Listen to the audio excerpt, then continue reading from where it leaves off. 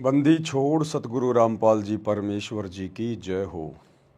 परमपिता परमात्मा सारी सृष्टि के रचनहार, कुल मालिक, असंख्य ब्रह्मांडों के स्वामी, जगत गुरु, तीनों लोकों में प्रवेश करके सबका भरण पोषण करने वाले राजाधिराज, आत्माधार, नाथों के नाथ, देवों के देव महादेव, सर्वेश्वर महेश्वर, मृत्युंजय, अजरो अमर, आदि अनादि सनातनी प्रभु, जगत पिता जगदीश्वर, श्री श्री 1008 की उपाधि के वास्तविक अधिकारी, अकाल मूर्त शब्द स्वरूपी राम वासुदेव सर्वगतम ब्रह्म, परम पूज्य, प्रथम पूज्य, परम संत, परम पुरुष, परम धनी, परम दयालु, सत्य कबीर, हक्का कबीर, अल्लाहु कबीर, अल्लाहु अकबर, बाखबर, अल्लाह ताला, जगत के तारणहार, जगत के मुक्तिदाता, जगत के जगन्नाथ, हारे के सहारे, हिंदुओं के राम, मुसलमानों के अल्लाह, सिखों के वाहिगुरु, ईसाइयों के मसीह, दया के सागर दया निधि, करुणा के सागर करुणा निधि, स्वयंभू परिभू, संकट मोचन, कष्ट हरण, मंगल करण, दुख भंजन, अविगत कबीर,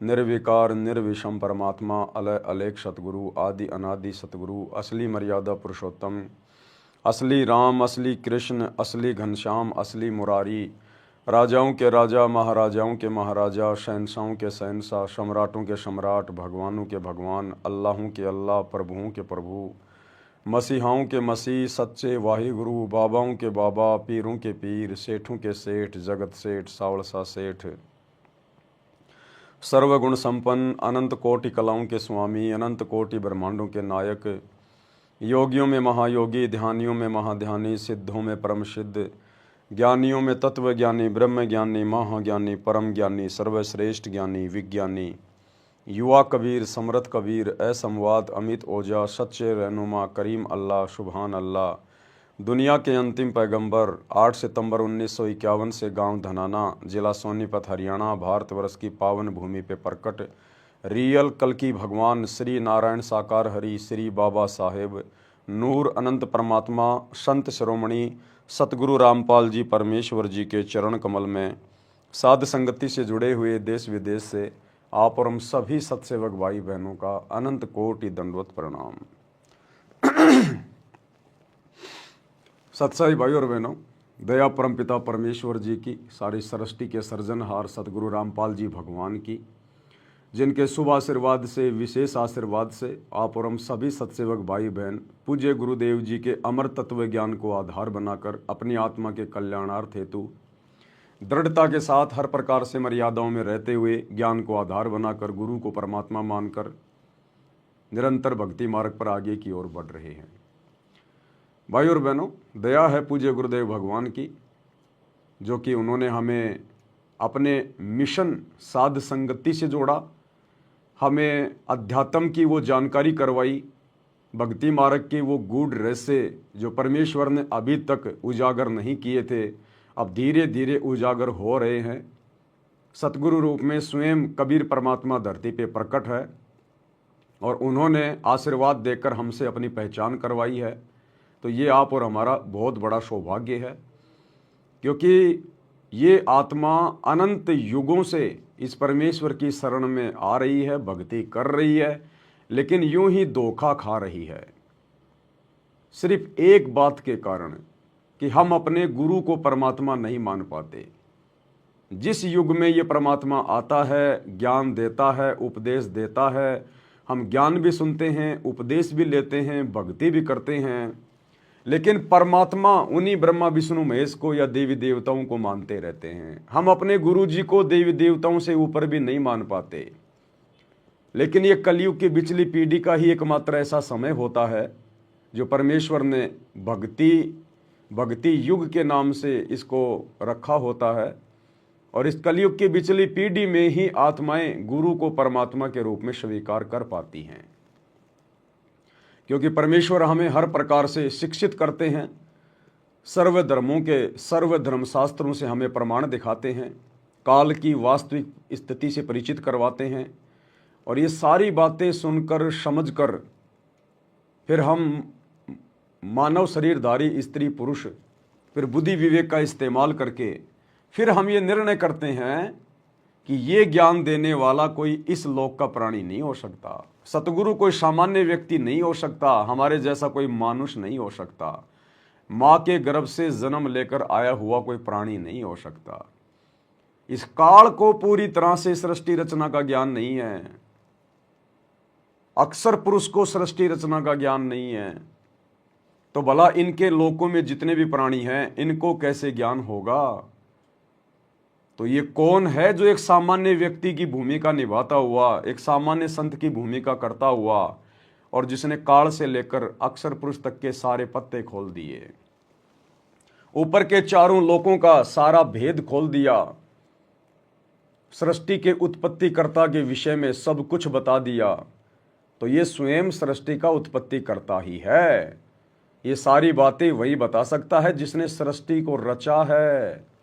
इसीलिए तो कहते हैं कि सतगुरु ही पूर्ण ब्रह्म है और सतगुरु आप अलेख, सतगुरु रमता राम है, या में मीन न मेख, कि इसमें जरा सी भी मीन मेख नहीं मिलेगी। सतगुरु स्वयं ही परमात्मा होता है। तो भाई और बहनों, आप और हमारा सौभाग्य जो गुरुदेव ने हमें सद्बुद्धि दी, अपनी पहचान करवाई, अन्यथा उनके लाखों की संख्या में भगत हैं, उनकी भी बुद्धि अभी तक पूरी तरह से खुली नहीं है। सतलोक आश्रमों से जुड़े हुए लाखों भगत भाई बहन, गुरुदेव का कलयुगी परिवार, ये कोऑर्डिनेटर जिनको हम पता नहीं क्या तोप समझते थे, इनको भी अपने गुरुजी की वास्तविक स्थिति का पता नहीं है। अगर इनको अपने गुरुजी में परमात्मा दिखाई देने लग जाता, या ये लोग अपने गुरुजी को परमात्मा मान लेते, तो फिर जो इनके महीने में वो नकली कबीर, दाढ़ी मूछ वाली नकली कबीर की फोटो को परमात्मा मान के उसका प्रगट दिवस ना मनाते। तो अभी तक ये लोग अपने गुरुजी को केवल अपने जैसा मानुष मानते, मानुष, माँ के गर्भ से जन्म लेकर आया हुआ एक जीव मानते हैं। जुबान से चाहे कुछ भी डींग मारो, हमारे गुरुजी परमात्मा हैं, कबीर जी हैं, सतगुरु रामपाल जी भगवान की जय, जुबान से चाहे कितने डींग मारो, कितनी औपचारिकता निभा लो, उससे परमात्मा प्रसन्न नहीं होता। परमात्मा प्रसन्न होगा हृदय से, आत्मा से, अपने गुरु को परमात्मा मानने से। और गुरुजी को पता है कि जब तक उस नकली दाढ़ी मूछ वाली कबीर जी की समझे जाने वाली मुर्दा बेजुबान फोटो को भगत अपने घर से बाहर नहीं निकालेंगे, जब तक उसका प्रकट दिवस मनाना जून के महीने में बंद नहीं करेंगे, जब तक अपने गले के लॉकेट से उस दाढ़ी मूछ वाली नकली कबीर की फोटो को नहीं हटाएंगे, तब तक ये सौपन में भी अपने गुरु को परमात्मा नहीं मान सकते। क्योंकि गुरु अंतर्यामी है, उससे छुपाया नहीं जा सकता। गुरु से धोखाधड़ी नहीं हो सकती, गुरु से छलबल नहीं किया जा सकता। अपनी तरफ से गुरु को मानुष मान के धोखाधड़ी करके, छलबल करके हम अपने कर्म जरूर फोड़ सकते हैं, लेकिन गुरु को धोखा नहीं दे सकते। तो भाई और बहनों, हम गुरु को मानुष मानकर असंख्य युगों से उनके साथ में धोखा करते आ रहे हैं, और वो धोखा उनके साथ नहीं हमारे साथ में हो जाता है। तो अब इस कलयुग की विचली पीढ़ी में किसी भी प्रकार से हम ये धोखा नहीं खाएंगे, चाहे हमें कोई कितना ही लालच दे, कितना ही प्रलोभन दे, चाहे हमें कोई देवताओं का राजा इंद्र बनाए, चाहे ब्रह्मा विष्णु महेश की पोस्ट का लालच दे, हम उसके ऊपर थूक के चलेंगे, थूक के। हमने तो शतलोक जाना है, सबसे बड़ा लालच केवल एक ही रखना है कि हमने मुक्ति प्राप्त करनी है, पूर्ण मोक्ष प्राप्त करना है। हमने इस गोल्डन समय को व्यर्थ में नहीं गंवाना है, हमने तो शतलोक में जाना है। तो भाई और बहनों, इन तमाम चीज़ों को हम अच्छे से समझें, जाने, पहचाने, हमारे अंदर दृढ़ता पैदा हो, इसके लिए पूज्य गुरुदेव वर्तमान में अपने मिशन के तहत हिसार जेल में बैठकर हमारे लिए जो विशेष संदेश भेज रहे हैं, उन विशेष संदेश में आज पार्ट नंबर 12 का और तीसरा भाग है। क्योंकि विशेष संदेशों का निष्कर्ष निकाला जा रहा है, क्योंकि ये विशेष संदेश हैं, सामान्य संदेश नहीं हैं। इनके अंदर बहुत सारी बातें गुप्त रूप में बैकग्राउंड में छुपी हुई हैं, जिन बातों को गुरुदेव के आशीर्वाद से ही खोजा जा सकता है। तो विशेष संदेश के ऊपर निष्कर्ष निकालने की प्रक्रिया जारी है। इसी श्रृंखला में आज हमारा ये 12वें नंबर का विशेष संदेश है और उसका तीसरा पार्ट है। तो शुरू करते हैं पूज्य गुरुदेव जी के मुख कमल से।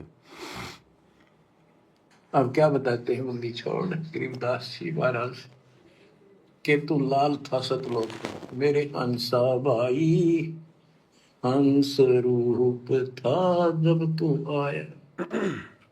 अपना स्वरूप भूल मैं भूला, ताते जीव कहाया, मेरे हंसा भाई, हंस रूप था जब तू आया। अब क्या बताते हैं, सतलोक पे आकर तुम कितने गिर के कहाँ पहुंच गए, कभी छोड़ो। क्या कह रहे हैं गुरुदेव? मेरे हंसा भाई, आत्मा को कह रहे हैं, हमें समझाने के लिए परमात्मा कह रहे हैं मेरे हंसा भाई, हंस रूप था जब तू आया। जब तू सतलोक से आया था ना काल के साथ अपनी मर्जी से, तो तू हंस रूप था, यानी तू प्योर आत्मा थी, शुद्ध आत्मा थी। लेकिन इसके साथ नीचे आने के बाद धीरे धीरे धीरे धीरे तेरे ऊपर इस काल में ये विषय विकार चढ़ा दिए। काम, क्रोध, लोभ, मद, अहंकार, पता नहीं दुनिया भर के विकार तेरे ऊपर डाल दिए, और अंत में तेरे को इसने कौवा बना के छोड़ दिया। कौवा, हंस, हंस वो होता है जो किसी को दुख ना दे, किसी को बेवजह परेशान ना करे, किसी के साथ मारपीट, लड़ाई झगड़ा, गाली गलौच ना करे, किसी का बुरा भी ना सोचे, जीव हत्या ना करे, नशा ना करे, सबके साथ प्यार प्रेम से रहे। तो सतलोक से जब हम आए थे, प्योर आत्मा थे, हमारे पास में भक्ति धन था बहुत ज्यादा, और जब तक हमारे साथ में वो भक्ति धन था जो हम सतलोक से लाए थे अपने बाप के घर से, तब तक इसने हमारे को ऊपर के लोकों में रखा, मां स्वर्ग में रखा, स्वर्ग में रखा, देवी देवता बनाया। हमारा सारा भक्ति धन इसने लूट लिया, टैक्स लगा लगा के। फिर हमारे को नीचे पृथ्वी पे पटक दिया, राजा बना दिया, महाराजा बना दिया। ये क्यों बनाता है यहाँ राजा महाराजा धनवान? हमारा भक्ति धन लुटाने के लिए। हम तो सोचते हैं मैं राजा बन गया, महाराजा बन गया, मैं पूरी पृथ्वी का राष्ट्रपति बन गया, मेरे बराबर कोई शक्तिशाली नहीं, कोई धनवान नहीं। ये तो सबसे बड़ी मूर्खता है। ये तो हमारा धन लूटा जा रहा है। हमें ऊंचे ऊंचे पद देकर, हमें बड़े बड़े अरबपति खरबपति बनाकर, बड़ी बड़ी फैक्ट्रियां लगवाकर हमारा धन काल के द्वारा लूटा जा रहा है, और हमें आगे के लिए भिखारी बनाया जा रहा है। हमें गधा कुत्ता शुअर बनाने की तैयारी की जा रही है, बहुत बड़ा आदमी बनाकर, राष्ट्रपति प्रधानमंत्री के पद देकर। और अंत में ये काल फिर हमारे को कौवा बना के छोड़ देता है। कहाँ तो हम हंस बन के मोती खाते थे, और कौवा बनकर ना जाने कितने जन्मों तक हमने टट्टी खाया, मांस खाया, गोबर खाया। तो परमात्मा कहते हैं अब तुम्हें फिर से वो सारी बातें याद दिलाई जा रही है कि मेरा हंसा भाई हंस रूप था जब तू आया। अब सतलोक में यदि तुझे वापस जाना है, अपने पिता के घर पे जाना है, मोक्ष प्राप्त करना है, हंस दशा को प्राप्त करना है, तो तूने वापस उसी प्रकार से निर्विकार बनना पड़ेगा। तूने हंस बनना पड़ेगा। ये कौवे की तरह तूने गंदी राजनीति में जाके टट्टी नहीं खाना, राजनेताओं की रैलियों में जाके तूने टट्टी नहीं खाना, मांस नहीं खाना, दुनिया के आरक्षणों में बैठ के तूने टट्टी नहीं खाना। तू हंस बन, कौवा मत बन।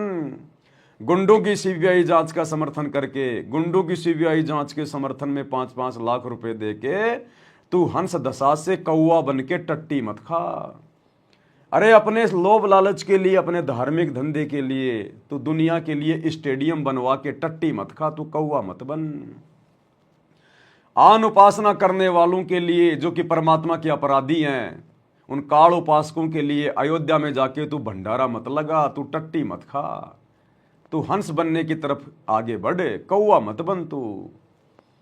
अरे भैया, तू जाटों की धर्मशाला में करोड़ों रुपया भक्तों का बर्बाद करवा के, उनका 5वां फ्लोर बनवा के तू टट्टी मत खा, तू हंस बन। अरे झूठी मान बढ़ाई में अपने गले में माला डलवा के तू टट्टी मत खा, तू हंस बन, आगे बढ़ने का प्रयास कर मेरे हंसा भाई। हंस रूप था जब तू आया, और अब सतगुरु मिल गया, सारा ज्ञान दे दिया, हमारी वो गलतियां बता दी, गलतियां कैसे सुधारोगे वो रास्ता बता दिया, और फिर भी हम जानबूझ के टट्टी खा रहे हैं, भगत होकर भी टट्टी खा रहे हैं। सारे वही कुकर्म कर रहे हैं जो काल चाहता है। काल हमारी मर्यादा तोड़वाना चाहता है, हमें अपने जाल में फंसाने के लिए जो कुकर्म करवाना चाहता है, हम उसके वशीभूत होकर उसी की गोद में बैठकर कौवे बनकर भगत होकर भी टट्टी खा रहे हैं सारे कुकर्म करके गुरुजी की गैर हाजिरी में। तो गुरुजी समझा रहे हैं, बेटा कम से कम अब तो समझ, अरे किसी भी प्रकार के लोभ लालच में मत आ। जब तू यहां पर छोटे छोटे लोभ लालच के चक्कर में पड़ के टट्टी खा रहा है, तो जब तू त्रिकुटी पे खड़ा होगा, जहां तेरी फाइनल परीक्षा होगी, वहां तो तू पता नहीं क्या क्या खा लेगा। अरे जब तू यहां 2 कोटी के राजनेताओं की रैलियों में धक्के खा सकता है, तो वहां जब ब्रह्मा विष्णु महेश की रैली निकल रही होगी तो 2 मिनट में जा खड़ा होगा, 2 मिनट में जा खड़ा होगा तू तो। जब तू यहां भगत होकर और अपने दुनिया वाले वो लोग जिनका भक्ति से कोई मतलब नहीं, गुरुजी से कोई मतलब नहीं, जिनकी कोई क्रिया, कोई परंपरा, कोई नियम मर्यादा हमारे से मेल नहीं खाती, तो उन जाटों के साथ जाके उनकी धर्मशाला बनवा रहा, भाईचारा निभा रहा, गले में माला डलवा रहा है। अगर तुझे त्रिकुटी पे छोटा मोटा कोई देवता का कोई पद दे दिया जाए तो तुरंत गले में माला डलवा लेगा वहां पे। जब तू यहां इस काल के झूठे मान सम्मान से पीछे नहीं हट रहा, तो त्रिकुटी पे कैसे हटेगा जब तुझे इतने बड़े बड़े पद देने के लालच दिए जाएंगे। तो गुरुजी हमारी रिहर्सल करवा रहे हैं, गुरुजी हमारी परीक्षा ले रहे हैं कि बेटा जब तू यही फेल हो रहा है तो त्रिकुटी पे क्या तू खाक पास हो जाएगा? वहां तो तू 2 मिनट में टट्टी खाने के लिए जा बैठेगा काल की गोद में। और भाई और बहनों, वर्तमान में परमात्मा अपनी आत्माओं को जो भी अनुभव करवाते हैं, जो भी उनको खुली आंखों से दिखाते हैं, वो परम सत्य होता है और हम भगत भाई बहनों की परीक्षा के लिए होता है। परमात्मा उन संदेशों के माध्यम से, उन भाई बहनों के माध्यम से आप और हम सत्सेवकों को दृढ़ करने के लिए वो संदेश भिजवाते हैं। बीच बीच में गुरुजी हमें चेक करते रहेंगे हर प्रकार से कि अभी इनके अंदर कोई लोभ लालच है या नहीं है, कोई मान बड़ाई अहंकार है या नहीं है, ये मेरे ज्ञान को समझ पाए या नहीं समझ पाए, इस काल की किसी भी चीज में, किसी भी झूठी चीज में इनकी आसक्ति है या नहीं है। तो परमात्मा हमें चेक करेंगे हर प्रकार से। तो कल जूली बहन की एक ऑडियो आई 5 मिनट की, परमात्मा ने खुली आंखों से उसको दिखाया जब वो भोग लगा रही थी। परमात्मा हम सत्सेवक भाई बहनों की परीक्षा ले रहे हैं। गुरुजी कह रहे हैं कि बच्चों मैं सतलोक जा रहा हूं, कौन कौन चलेगा? तो सारे के सारे भाई बहन गुरुजी के चरणों से लिपट गए, चरणों से लिपट गए परमात्मा के, हम चलेंगे हम चलेंगे। अब गुरुजी लोभ लालच देने लगे। गुरुजी ने एक तरफ सोने चांदी का ढेर लगा दिया। अरे बोलो क्या करोगे तुम, ये सोना चांदी लो, ऐश करो, आराम करो, यहां रहो। तो कोई गुरुजी का पैर नहीं छोड़ रहा, नहीं नहीं गुरुजी हम तो सतलोक ही चलेंगे, हम तो थूकते हैं इसके ऊपर। फिर गुरुजी ने और लोभ लालच दिए। अंत में गुरुजी ने दास को कहा कि ले बेटा तेरे सिर पे ये मुकुट पहना रहा हूं, तेरे को राजा बना रहा हूं पूरी दुनिया का, तू यहां राज कर पूरी दुनिया पे, ये मुकुट तेरे लिए है। तो दास ने चरण छोड़े नहीं। जूली बहन बोली भैया आप तो रो रो के और गुरुजी के चरणों से लिपटे रहे कि परमात्मा मेरा जो असली ताज है, जो असली मुकुट है, यानी जिसमें मेरी इज्जत है, जिसमें मेरा मान सम्मान है, वो तो आपके चरणों की धूल है। ये ताज हमें नहीं चाहिए परमात्मा, इस ताज के अधिकारी तो आप हो, हम तो 2 कोटि के जीव भिखारी हैं आपके।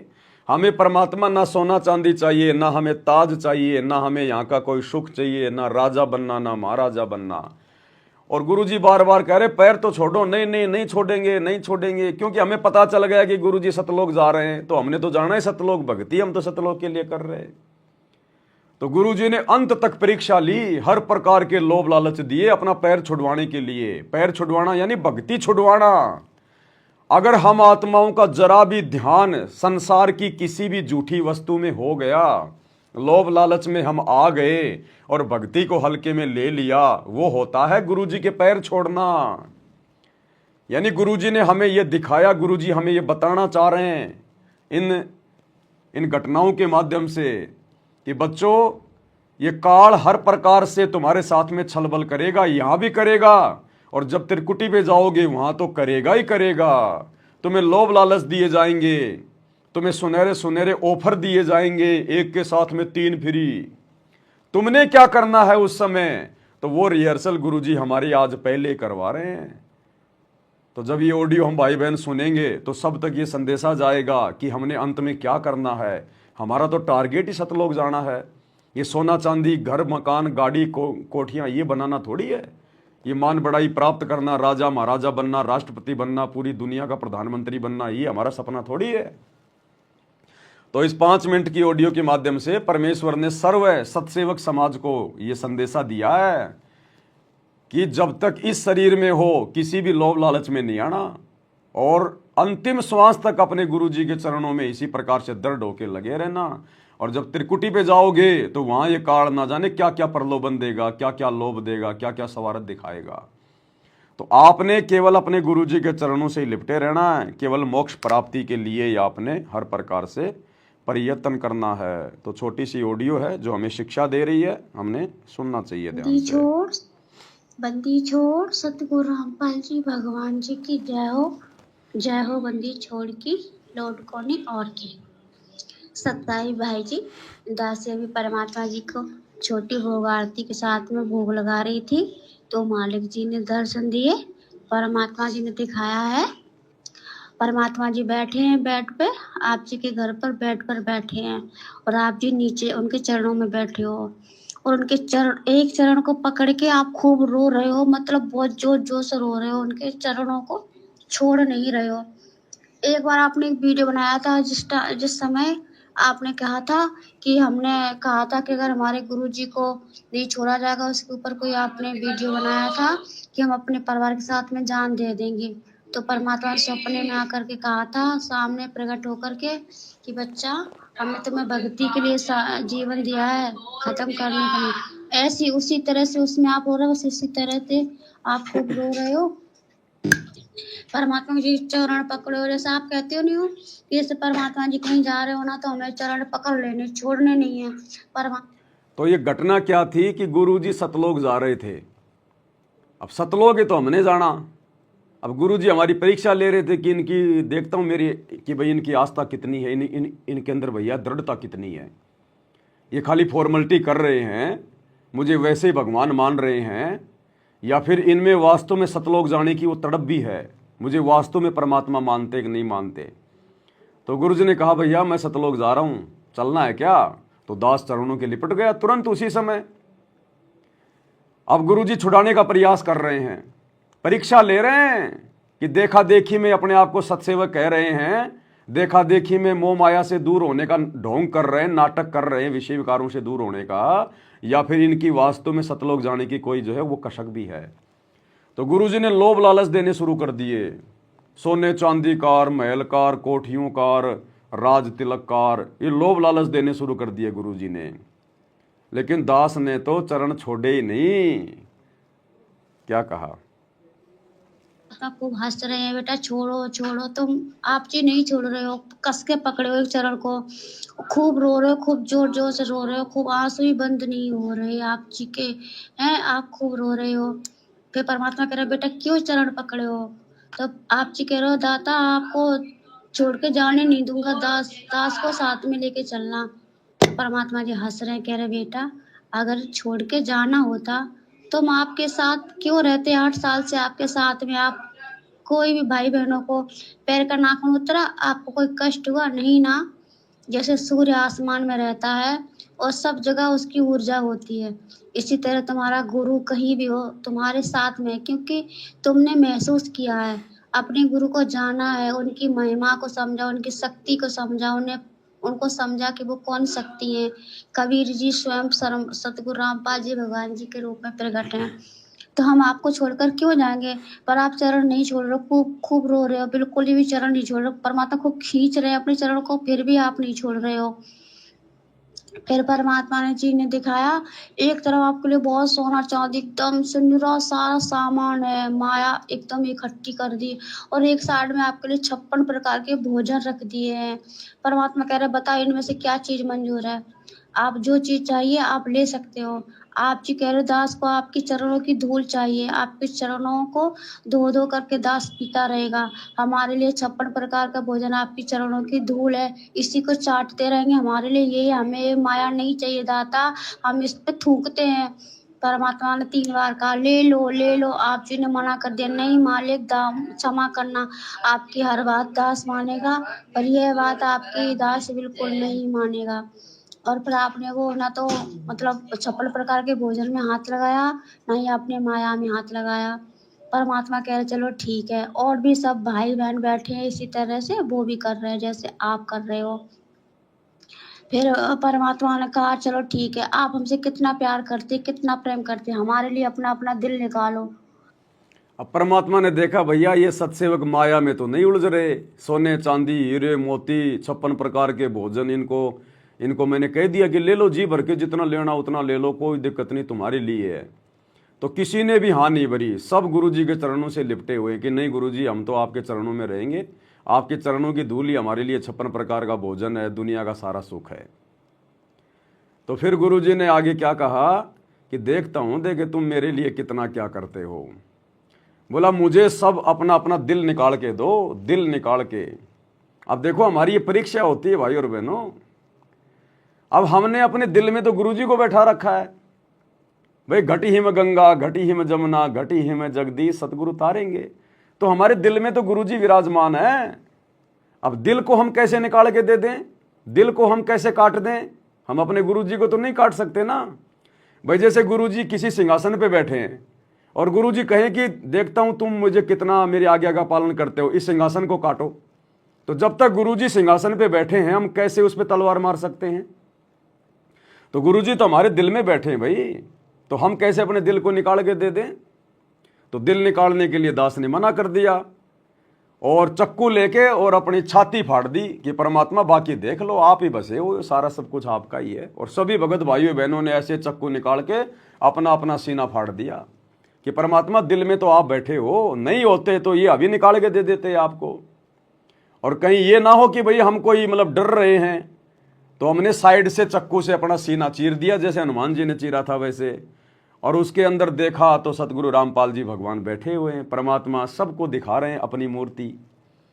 मतलब गुरुजी हम सभी सत्सेवक भाई बहनों के घट में बैठे हुए हैं, हमारे साथ में है पल पल शब्द रूप में। तो क्या कहा फिर मालिक ने, फिर परमात्मा ने कहा चलो ठीक है, आप हमसे कितना प्यार करते, कितना प्रेम करते, हमारे लिए अपना अपना दिल निकालो। आपने चक्कू उठा लिया और आप जी कह रहे हो मालिक हम दिल तो आपको निकाल के दे देते अगर हमारा होता, पर ये दिल हमारा नहीं, ये तो आपका है। इस हृदय में आप विराजमान हो, आपका निवास है, और हम उस स्थान को हानि नहीं पहुंचा सकते जहाँ पे आप विराजमान हो। आपको हानि पहुंचाने से पहले हमारे शरीर के कतरे टुकड़े टुकड़े हो जाए, टुकड़े होकर गिर पड़े, हमारे शरीर से सांसें छूट जाएं, पर हम आपको हानि नहीं पहुंचा सकते। और अच्छा ये तो सौपन की बातें हैं, सौपन भी नहीं कह सकते क्योंकि परमात्मा ने खुली आंखों से दिखाया बहन को। लेकिन ये बात मान लो अगर गुरुदेव भगवान इस कुत्ते को अगर डायरेक्ट कहें वैसे आमने सामने आके हकीकत में कि बेटा अपना दिल निकाल के दे दे, तो भाई और बहनों उस समय दिमाग नहीं लगाया जाएगा कि दिल में परमात्मा बैठे हैं, दिल में गुरुजी बैठे हैं। उस समय तो आदेश क्या है गुरुदेव का, इतना दिमाग नहीं लगाया जाता। फिर वो तुरंत मार दो चक्कू, उसमें कुछ नहीं, फिर आगा पाछा नहीं देखा जाता उसमें। ये तो परमात्मा ने हमें समझाया है कि भगत ने थोड़ा बहुत विवेक का भी इस्तेमाल करना चाहिए, क्योंकि परमात्मा हृदय कमल में रहता है। इस मानव शरीर में परमात्मा का निवास कहाँ पर है, हृदय कमल में रहता है परमात्मा। तो जिस जगह पे हमारे गुरुदेव भगवान बैठे हैं उस जगह को हम चोट थोड़ी पहुंचा सकते हैं। जिस चेयर पे हमारे गुरुजी बैठे हैं उस चेयर को हम लोग उठा के बाहर थोड़ी ना जो अमल की फेंक सकते हैं। तो देखो ये वास्तव में हकीकत होती हैं, ये बातें बिल्कुल सत्य हैं। क्योंकि दास को अगर वैसे परमात्मा कहें, किसी भी भाई को कहें, सत्सेवक को, तो इतना दिमाग हम नहीं लगाएंगे। लेकिन जूली बहन के माध्यम से परमात्मा देखो हमें मतलब विवेक का भी थोड़ा बहुत वो दे रहे हैं नॉलेज, कि हृदय कमल में तो परमात्मा बैठा होता है, इसलिए ये हृदय अब तुम्हारा नहीं है, ये हृदय तो भगवान का है। जिस चीज में भगवान आके विराजमान हो गया वो तुम्हारा कहाँ रह गया, वो तो तुम्हारे गुरुजी का हो गया, परमात्मा का हो गया। तो वो तो समझो तुमने गुरुजी को दे ही दिया, और बाकी सीना फाड़ के भाई बहनों ने दिखा दिया परमात्मा को कि भाई कहीं गुरुजी ये ना सोचें कि हम लोग डर रहे हैं कहीं कि भाई हम लोग मतलब सीना नहीं फाड़ सकते, वो नहीं कर सकते, दिल निकाल के नहीं दे सकते। तो बाकी भाइयों ने चक्कू ले लेके और अपने हनुमान जी की तरह सीने फाड़ दिए।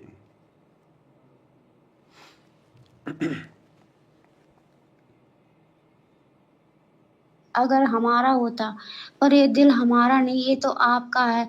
इस हृदय में आप विराजमान हो, आपका निवास है, और हम उस स्थान को हानि नहीं पहुंचा सकते जहाँ पे आप विराजमान हो। आपको हानि पहुंचाने से पहले हमारे शरीर के कतरे टुकड़े टुकड़े हो जाए, टुकड़े होकर गिर पड़े, हमारे शरीर से सांसें छूट जाएं, पर हम आपको हानि नहीं पहुंचा सकते। और अगर आप कहो तो हम आपको सीना फाड़ के दिखाएंगे। तो आपने एकदम चक्कू सीने में मारा, जैसे हनुमान जी के हृदय में राम जी विराजमान थे, उसी तरह से परमात्मा सतगुरु रामपाल जी भगवान जी आपके हृदय में विराजमान है और मुस्कुरा रहे हैं। दासी ने एक देखी तस्वीर, ऐसी तस्वीर है, पैजामा कुर्ता पहने, उस पर काले कलर का उस पर वो डाले हुए हैं, वो अच्छा, और आगे से आशीर्वाद दे रहे हैं। वो वाली तस्वीर आपके हृदय में। सभी शक्ति भक्त भाई बहनों के हृदय में ऐसी, सबने अपने अपने हृदय को ऐसे देखा, तो परमात्मा खुश हुए, देख के खूब हंस रहे। पर आप चरण नहीं छोड़ रहे, चरणों को पकड़े हुए हो। परमात्मा कह रहे हमें ये देखना था और ये परीक्षा लेनी थी कि सच में आप हमारे साथ जाने के योग्य हुए हो या फिर दिखावा कर रहे हो। अभी तो तुम कह रहे हम परमात्मा को भगवान मानते, और कहीं हम ऐसा मतलब एक झटका मारे तो आप सबके सब गिर जाओ। और आप सब पास हुए इस परीक्षा में। आप सच में हमें भगवान मानते हो। तो आप जी कह रहे हो परमात्मा शरीर का हर टुकड़ा टुकड़ा, रोम रोम, खून का कतरा कतरा आपको भगवान मानता है। हम आपको नहीं छोड़ सकते। कितने असंख्यों युग निकल गए भटकते, अब जाके आपने हम नीचों पे अपनी दया बख्शी, आपने पहचान कराई मेरे मालिक। हमारी तो क्या औकात, हम तो मिट्टी के पुतले हैं। आपकी दया कृपा से आपने अपनी पहचान कराई है मालिक, हम आपको नहीं छोड़ सकते। फिर परमात्मा जी कह रहे हैं कि आप जी चरण नहीं छोड़ोगे और हम चलेंगे तो हमारे साथ आप भी खचरोगे, तो आपको चोट लगेगी। तो आप जी कह रहे नहीं मालिक, अब भगवान के होते उनके भक्तों को कुछ चोट तो छू भी नहीं सकती। अगर हम आपके साथ खचरेंगे तो हमारे फूल जैसा शरीर होगा, फूल चुभेंगे, हमारे शरीर में मिट्टी नहीं चुभेगी। जिस स्थान पर आप अपने चरण रखते हो वो वहाँ पे मिट्टी कंकड़ नहीं होते, वो फूल बन जाता है। और फूल में चलने से कैसी चोट, पर आपने चरणों को छोड़ा नहीं और रोए जा रहे हो। परमात्मा जी ताज लिए अपने हाथों में और आप जी को कह रहे बेटा ये ताज हम आपको पहनाएंगे। आप जी ने हाथ जोड़कर दंडवत प्रणाम करके आपने मना कर दिया कि हे परमात्मा, इस दास को क्षमा करना, इस ताज के अधिकारी आप जी हो, ना कि ये दास, ये तो कुत्ता है। और हमारे ताज आपके चरणों की धूली इस दास के सर का ताज है। ये कह के परमात्मा ने कहा नहीं बेटा, ये ताज हमने खासकर आपके लिए ही मंगाया है। अब फिर परमात्मा ने बेटा ये ताज हम आपको पहना, फिर लास्ट में परमात्मा ने और क्या लोभ लालच दिया, ताज मुकुट। परमात्मा ने ताज पहनाना चाहा, क्योंकि आने वाले समय में भाई और बहनों परमात्मा के बच्चे ही राज करेंगे। देशों के राजा जो होंगे वो परमात्मा के बच्चे होंगे आने वाले समय में। तो परमात्मा ने फिर एक ताज लिया और ताज दास को पहनाना चाहा, तो दास ने मना कर दिया। क्योंकि दास बार बार आप सभी भाई बहनों को भी कहता है कि अगर कोई ऐसा समय आ जाए, परमात्मा यदि हमें कहें कि बेटा लो तुम वहाँ के राजा बन जाओ, तुम वहाँ के प्रधानमंत्री बन जाओ, क्योंकि आने वाले समय में कोई चुनाव नहीं होंगे, ये लास्ट समय चल रहा है, ये 2-4 साल में सब कुछ तहस नहस हो लेगा। ये 2-3-4 साल में सब कुछ तहस नहस हो लेगा। ये लोकतंत्र फाकतंत्र सब कुछ भाग जाएगा, कुछ नहीं रहेगा। जो सतगुरु आदेश करेंगे वही होगा। बिना चुनाव के 1 सेकंड में गुरुजी नीचे उतार देंगे, 1 सेकंड में गुरुजी ऊपर बैठा देंगे। तो गुरुजी ने फिर दास को जो है मतलब कि राज तिलक करना चाहा, दास को ताज पहनाना चाहा, तो दास ने मना कर दिया। क्योंकि भाई और बहनों जो हमारे अंदर जो वृत्ति होगी ज्ञान को आधार बना के, वही हमारी शोपन में होगी। तो दास तो भाई बहनों को मना ही करता है कि हमने तो इस गंदे ताज को भी नहीं पहनना, यहाँ का राजा महाराजा भी नहीं बनना हमने। जब इंद्र दा राज कागदा बिष्टा, तो धरती का राज तो कितना गया बित्या होगा, कितना गंदा होगा यहाँ का राज। तो फिर हम भक्ति नहीं कर पाएंगे, हम फिर बैठ के आधा घंटा 1 घंटा सुमरण नहीं कर पाओगे। फिर अगर बैठ भी जाओगे तो दिमाग में वही दुनिया भर की बातें चलती रहेंगी, फिर वो सुमरण थोड़ी है, फिर वो सुमरण नहीं है। तो फिर हम भक्ति नहीं कर पाएंगे। हमने करनी भक्ति, हमने जाना सतलोक, यहाँ का राज तो हम ना जाने कितनी बार भोग चुके हैं, कोटि जन्म तू राजा की न्या। तो गुरुजी बार बार कहते रहे कि बेटा ये मुकुट मैंने स्पेशल तेरे लिए बनवाया है, यहाँ का राज्य तेरे को ही देना है। तो दास ने मना कर दिया, बिल्कुल गुरुजी के पैर नहीं छोड़े। अंत में गुरुजी ने फिर कहा कि मैं तुम लोगों की परीक्षा ले रहा था कि देखता हूं तुम्हारे अंदर यहाँ के राजपाट की थोड़ी बहुत कोई आशा है या नहीं है। शरीर मिट्टी नहीं चुभेगी। जिस स्थान पर आप अपने चरण रखते हो वो वहां पे मिट्टी कंकड़ नहीं होते, वो फूल बन जाता है। और फूल में चलने से कैसी चोट, पर आप अपने चरणों को छोड़ा नहीं और रो ही जा रहे हो, रो ही जा रहे हो। परमात्मा जी ताज लिए अपने हाथों में और आप जी को कह रहे बेटा ये ताज हम आपको पहनाएंगे। आप जी ने हाथ जोड़कर दंडवत प्रणाम करके आपने मना कर दिया कि हे परमात्मा इस दास को क्षमा करना, इस ताज के अधिकारी आप जी हो, ना कि ये दास, ये तो कुत्ता है। और हमारे ताज आपके चरणों की धूल ही इस दास के सर का ताज है। ये कह के परमात्मा ने कहा नहीं बेटा ये ताज हमने खासकर आपके लिए ही मंगाया है। तो आप जी ने कह दिया नहीं मालिक ये दास ये ताज नहीं पहन सकता। इतना कह के आपने परमात्मा जी के चरणों की धूल लेकर अपने सर पे डाल ली और बोले कि हे बंदी छोड़ मेरे परमपिता परमेश्वर, आपके चरणों की धूल ही इस दास के सर की ताज है।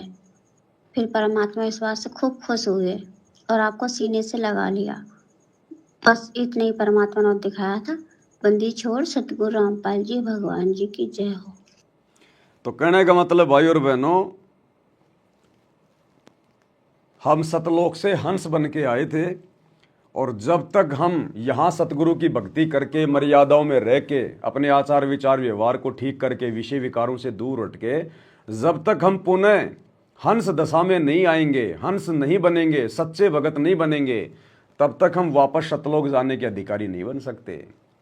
तो यहाँ ना जाने कैसे कैसे लोभ लालच हमें दिए जाएंगे, दिखाए जाएंगे, क्योंकि अभी तो हमारी भक्ति शुरू हुई है। जब हमारी भक्ति धन जमा होगा तभी तो हमारे को लोभ लालच दिए जाएंगे। तो अब धीरे धीरे हम भक्ति कर रहे हैं, धीरे धीरे हमारा भक्ति धन जमा होगा। तो यहाँ तो सारा सब कुछ पाप और पुण्य के आधार से चलता है। तो यहाँ तो जो सेठ होता है उसको जल्दी पकड़ा जाता है ना, कि भाई मोटा ग्राहक है, ज़्यादा सामान खरीदेगा, ज़्यादा पैसा देगा। तो यहाँ तो भक्ति धन चलता है। तो हमें त्रिकुटी पे भी लालच दिए जाएंगे कि तुम्हारे को ये देवता बना देंगे, तुम्हारे को ब्रह्मा की पदवी दे देंगे, विष्णु की पदवी दे देंगे, तुम्हें देवताओं का राजा इंद्र बना देंगे। जिसके पास जितना ज्यादा धन होगा वही काल के द्वारा उनको जो है लोभ दिया जाएगा। तो गुरुजी यहीं पे हमारी रिहर्सल करवा रहे हैं कि नालायक को डगमग मत हो जाना। तुम्हें सतलोक के बारे में बता दिया, ये 21 ब्रह्मांड और यहाँ का झूठा सुख, ये तो सतलोक की 2 कॉपी है, फोटो कॉपी। जैसे एक तो ओरिजिनल मार्कशीट हो और एक उसकी फोटोकॉपी निकला ले कोई ब्लैक एंड व्हाइट, तो वो ब्लैक एंड व्हाइट नहीं चलती है। जब नौकरी लगने का समय आएगा तो ओरिजिनल ही चलेगी। तो ये तो काल ने सतलोक की फोटोकॉपी बना रखी है यहाँ पे, लेकिन ओरिजिनल सतलोक में है सारे सुख। तो हमने यहाँ देखना भी नहीं है, ये फोटोकॉपी है। फोटोकॉपी हमारे क्या काम की, लोग वैसे उसको फाड़ के फेंक देते हैं फोटोकॉपी को, तो लेकिन ओरिजिनल को कोई फाड़ के नहीं फेंकता अपनी मार्कशीट को। तो ओरिजिनल सतलोक के सुख हमें गुरुजी ने बता दिए। तो यहाँ के झूठे सुखों की तरफ राजा महाराजा बनना, देवी देवता बनना, इंद्र बनना, ब्रह्मा विष्णु महेश बनना, हमारे लिए तो कागदा बिष्टा है, काग का बीट। तो इस प्रकार हम भाई बहनों ने अपनी सोच को अपने गुरुदेव भगवान के चरणों में लगा के रखना है। यहाँ के किसी भी झूठे सुख की तरफ हमने आसक्ति नहीं दिखानी, दुनिया को देख के नहीं चलना, दुनिया के सुखों को देख के हमने प्रभावित नहीं होना। क्योंकि जितने भी सुख हैं इस 21 ब्रह्मांड के, वो सब हम भोग चुके हैं। हम यहाँ पर राजा महाराजा बन के, देवी देवता बन के, ब्रह्मा विष्णु महेश बन के, हम ये सारे पद सारे सुख भोग चुके हैं। तभी तो हमारा नंबर आया है, तभी तो हमारा वापस सतलोक जाने का नंबर आया है। तो जो सारी चीजें हम भोग चुके हैं और सब कुछ भोगने के बाद फिर हमारे को गधा बनना पड़ा, सुअर बनना पड़ा, कुत्ता बनना पड़ा, टट्टी खाना पड़ा, गरीब निर्धन भिखारी बनना पड़ा, रोड पे 1-1 रुपए के लिए हाथ फैलाने पड़े हमारे को, ना जाने कितने जन्मों में। तो अब क्या बनना हमारे को वापस? अगर बन भी गए तो फिर वापस उसी प्रोसीजर में आएंगे, फिर 84 में जाना पड़ेगा, गधा कुत्ता सुअर बनेंगे, रोड पे भिखारी बन के 1-1 रुपए के लिए दिए बाबा दिए बाबा दिए बाबा। तो ये जन्म तो हम असंख्य बार भोग चुके हैं। तो हमने तो इस चक्कर से बाहर निकलना है, इस अरहट के कुएं से बाहर निकलना है। तो हमारा समय आ गया, इसलिए परमात्मा बीच बीच में हमारी परीक्षा भी लेगा। हमारे सामने वैसे भी परमात्मा परिस्थितियां पैदा कर देगा, वैसे भी परिस्थितियां पैदा कर देगा परमात्मा। कैसे? मान लीजिए आप किसी के मकान में किराए पे रह रहे हैं और वो बहुत बड़ा आदमी है, उसके विदेशों में भी उसके मकान है, फ्लैट है, अरबपति खरबपति है, संतान उसके है नहीं, और वो हो गया बूढ़ा, और आपके व्यवहार को देखकर वो सोचेगा यार ये भगत बहुत अच्छा आदमी है और मेरे को तो मरना ही है, संपत्ति मेरी फिर लोग खाएंगे लूटेंगे। और वो आपको कहे कि बेटा मैं तेरे नाम पे करना चाहता हूँ मेरा ये मकान, और मेरा वो बाहर का विदेश का मकान भी, और मेरी बैंकों में जितने भी संपत्ति है सोना चांदी, बेटा मैं तेरे नाम पे करना चाहता हूँ। भाई और बहनों, मन में इतना भी विचार नहीं आना चाहिए कि भाई ये तो अपनी मर्जी से कर रहा है, मैं थोड़ी मांग रहा हूं उससे, अपनी मर्जी से दे रहा है तो दे दो, हमें कोई दिक्कत नहीं। इतना भी नहीं आना चाहिए। उसको बोलो भैया मैं तो इस मकान में जब तक रहूंगा ना उसका भी किराया दूंगा, फ्री में तेरे मकान में भी नहीं रहूंगा, तेरी ये संपत्ति लेना तो मेरे लिए सौपन जैसी बात है, मैं तो छूंगा भी नहीं। कि चाहे किसी को दे ना दे, चाहे सरकार लूटे तेरे बाद, चाहे तेरे रिश्तेदार लूटें, जिस दिन तू मर जाएगा मैं तो मकान खाली करके निकल जाऊंगा यहां से। अब ना जाने उसने वो पैसा किस प्रकार से कमाया है, उसके ऊपर तो 3 लोग का भार है। अरे वो भार वो पाप हम क्यों लें अपने नाम पे? वो तो अपने पाप हल्के करके हमारे को संपत्ति देके वो तो अपने पाप बांट रहा है, हम उसके पापों को क्यों बंटवाएं? तो हमने तो ऐसी स्थिति में भी, क्योंकि मन बकवाद करेगा कि रे पवनदास तू मांग थोड़ी रह गया है, ये तो अपने आप दे रहा है तेरे को, ये अरबों खरबों की संपत्ति तूने मांगी थोड़ी है। और सही बात है, इसके मरने के बाद में लोग खाएंगे लोग लूटेंगे, उससे अच्छा तू ले ले, कम से कम सदुपयोग तो करेगा। इतना भी नहीं सोचना हमने, वो इतना भी नहीं सोचना हमने तो बिल्कुल फंसना ही नहीं। हमारे भाग्य में हो तो भी हम गुरुजी से प्रार्थना करें, गुरुजी हमें तो बिल्कुल इसी हाल में रखना, हमें तो ये गरीबी वाले हाल में रखना परमात्मा, ताकि आपकी याद बनी रहे, ये भक्ति पे हम लगे रहें, बकवादों से मन हटा रहे। तो हमने तो इस प्रकार से भी ठोकर मार देनी है दुनिया की संपत्ति को। फिर बाकी ये और चीजें है क्या फिर हमारे लिए?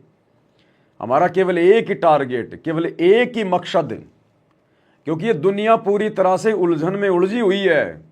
अगर हम दुनिया की तरफ देख के चलेंगे तो भाई और बहनों हमारे भाव नहीं बनेंगे इस भक्ति में, इस भगवान में, सतलोक जाने में। भक्ति भले हम करते रहेंगे पर लेकिन वो फॉर्मेलिटी हो जाएगी। फिर ये काल फिर एक समय ऐसा भी आएगा, जैसे जैसे हमारा भक्ति धन बढ़ेगा ये हमारे को भ्रमित करने का भी पूरा प्रयास करेगा, हमें उसी सांसारिकता में वापस डुबोने का प्रयास करेगा।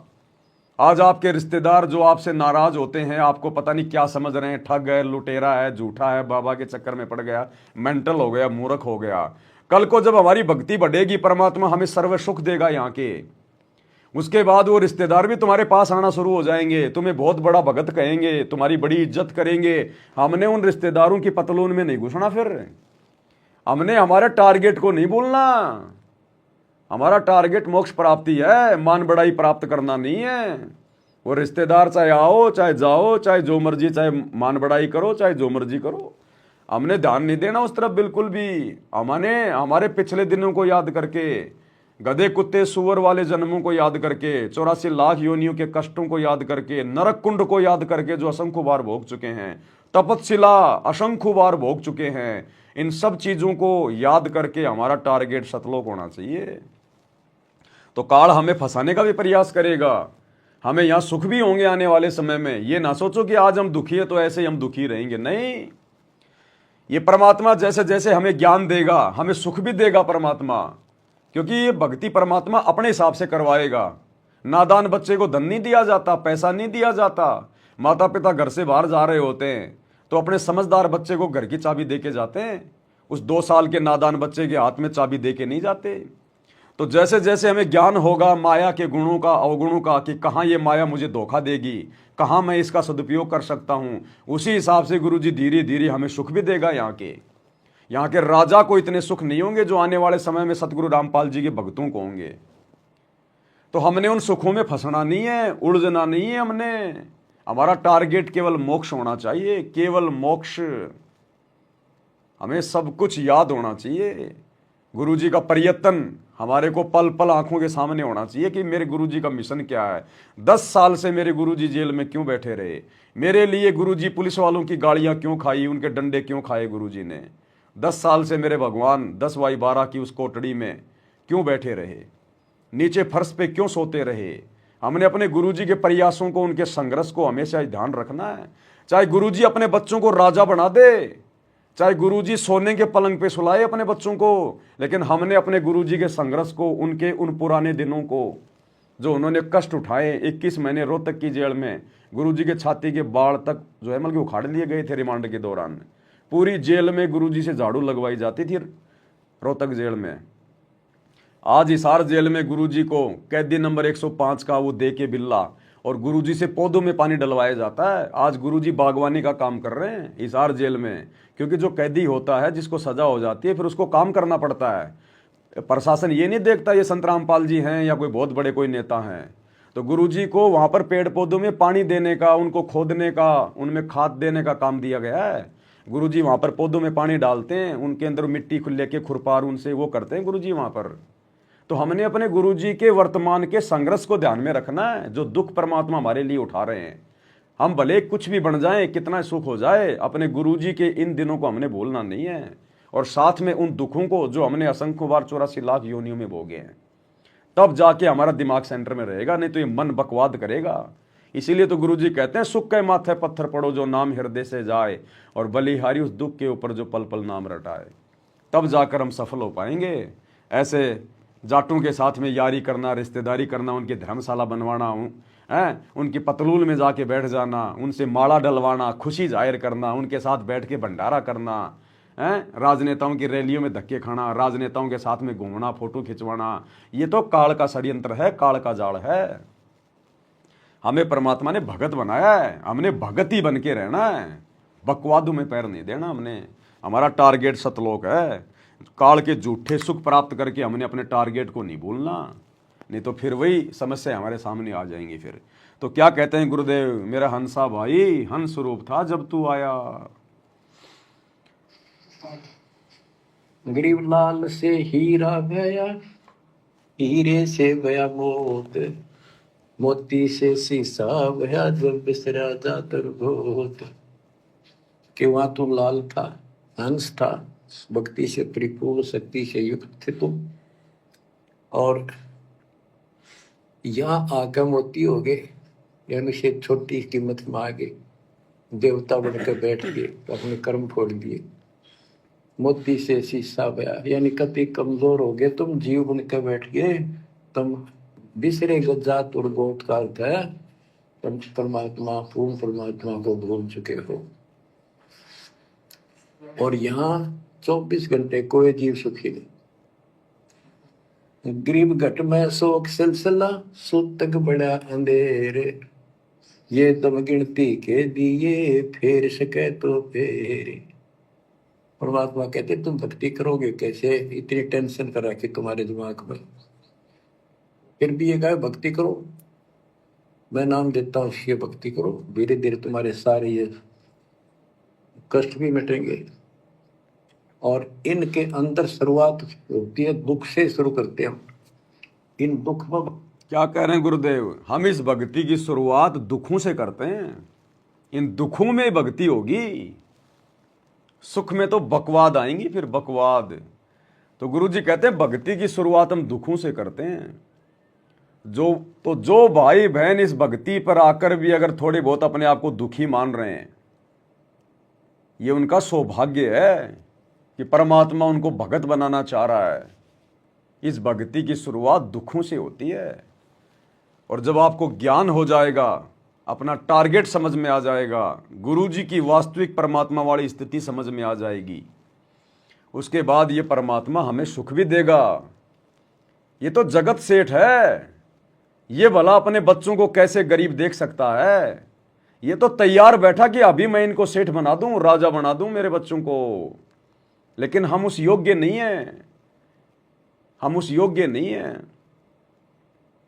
ये थोड़ी कि अगर किसी का बाप अगर करोड़पति है और उसका बेटा अगर 20 लाख मांगेगा तो तुरंत निकाल के दे देगा, ले बेटा 20 लाख रुपए। अगर 100 रुपए मांगेगा तो 25 रुपए पकड़ाता है कि कहीं ये बर्बाद ना कर दे, कहीं हवाबाजी ना करने लग जाए।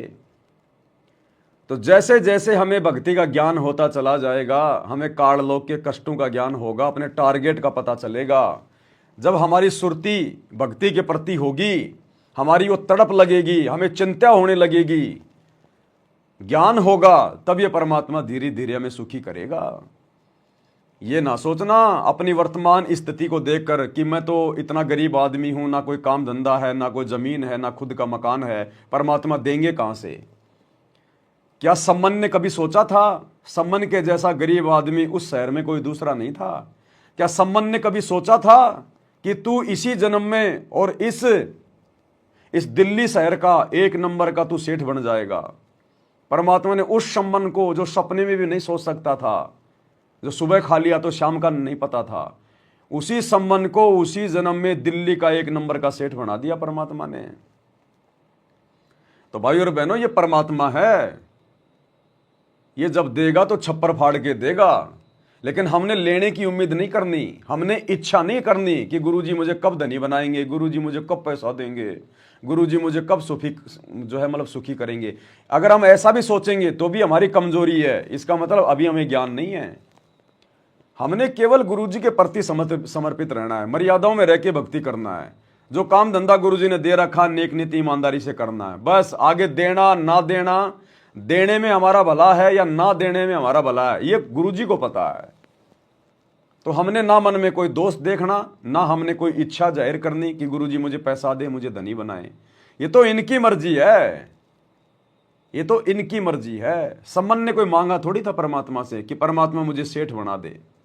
सम्मन ने कभी इच्छा ही नहीं करी। ये सोचा था कि अगर मैं आज धनवान होता तो बेटा नहीं काटा जाता, धन होता तो मेरे घर में आटा होता, सारा सामान होता, मुझे चोरी नहीं करनी पड़ती, मेरा बेटा नहीं काटना पड़ता। केवल ये सोचा था, धन नहीं मांगा परमात्मा से। लेकिन उसी जन्म में 1 नंबर का सेठ बना दिया। तो ये परमात्मा कब क्या दे देगा, कब क्या कर देगा, आपको कहां से कहां बैठा देगा, कोई सोच भी नहीं सकता। क्योंकि परमात्मा वो करता है जो इंसान की जो कल्पना में भी नहीं होता है। तो हमने तो अपने मोक्ष को आधार बना के भक्ति करनी है कि भगवान, यहां चाहे मैं सेठ बनूं ना बनूं, मेरे को तो भक्ति का सेठ बना दो। ये परमात्मा भक्ति धन दे दो, जितना दिया जाए उतना। मुझे तो मर्यादाओं में रखो, मेरे भाव जागृत रखो, मैं डगमग ना हो जाऊं यहाँ के झूठे सुखों को देखकर, इस काललोक की झूठी शानो शौकत को देखकर, दुनिया को देखकर मैं डगमग ना हो जाऊं। मुझे हिम्मत दो, ये चीजें मांगो परमात्मा से। फिर बाकी चीजें तो परमात्मा के हाथ में है। ये जगत सेठ है, इसके घर में कमी नहीं है। फिर जब इसने काल को 21 ब्रह्मांड भीख में दे रखे हैं, भीख में दे रखे हैं, तो हम बच्चों को क्या नहीं दे देगा परमात्मा? सब कुछ दे सकता है। लेकिन परमात्मा हमें यहां फंसाना नहीं चाहता। परमात्मा हमें सतलोक लेकर जाना चाहता है, और वहां हमें यहाँ के 21 ब्रह्मांड से भी करोड़ों गुना उत्तम सुख देना चाहता है। तो हमने तो वो सुख प्राप्त करने हैं जिन सुखों के लिए आज हमारा गुरु यहाँ पर इस प्रकार की भूमिका कर रहा है। क्या हमारा गुरु संसार के किसी सुख में आपको फंसा हुआ दिखाई दे रहा है? क्या गुरुजी किसी झूठी शानो शौकत में, मान बढ़ाई में, अपने गले में किसी से माला डलवाते हो? अपने भक्तों से भी अपने गुरु ने कभी माला नहीं डलवाई।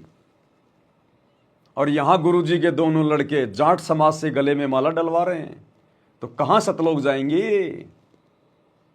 तो हमने अपने गुरुजी को देख के चलना है। अगर हमारे गुरुजी को मान बढ़ाई की चाहत है तो हम भी मान बढ़ाई चाहेंगे। लेकिन हमारा गुरु तो थूकता है मान बढ़ाई पे, झूठी प्रशंसा पे, झूठी यहां की इज्जत पे। इस गंदे लोक में यदि कोई इज्जत प्राप्त करना चाहता है, वो तो फिर अगले जन्म में गधा बनता है, गधा। तो हमने अपने गुरुजी को देख के चलना है। गुरुजी के बेटों को देख के नहीं चलना, कोऑर्डिनेटरों को देख के नहीं चलना, भक्तों को देख के नहीं चलना, अपने गुरुजी को देख के चलना हमने, तब हम सफल हो पाएंगे।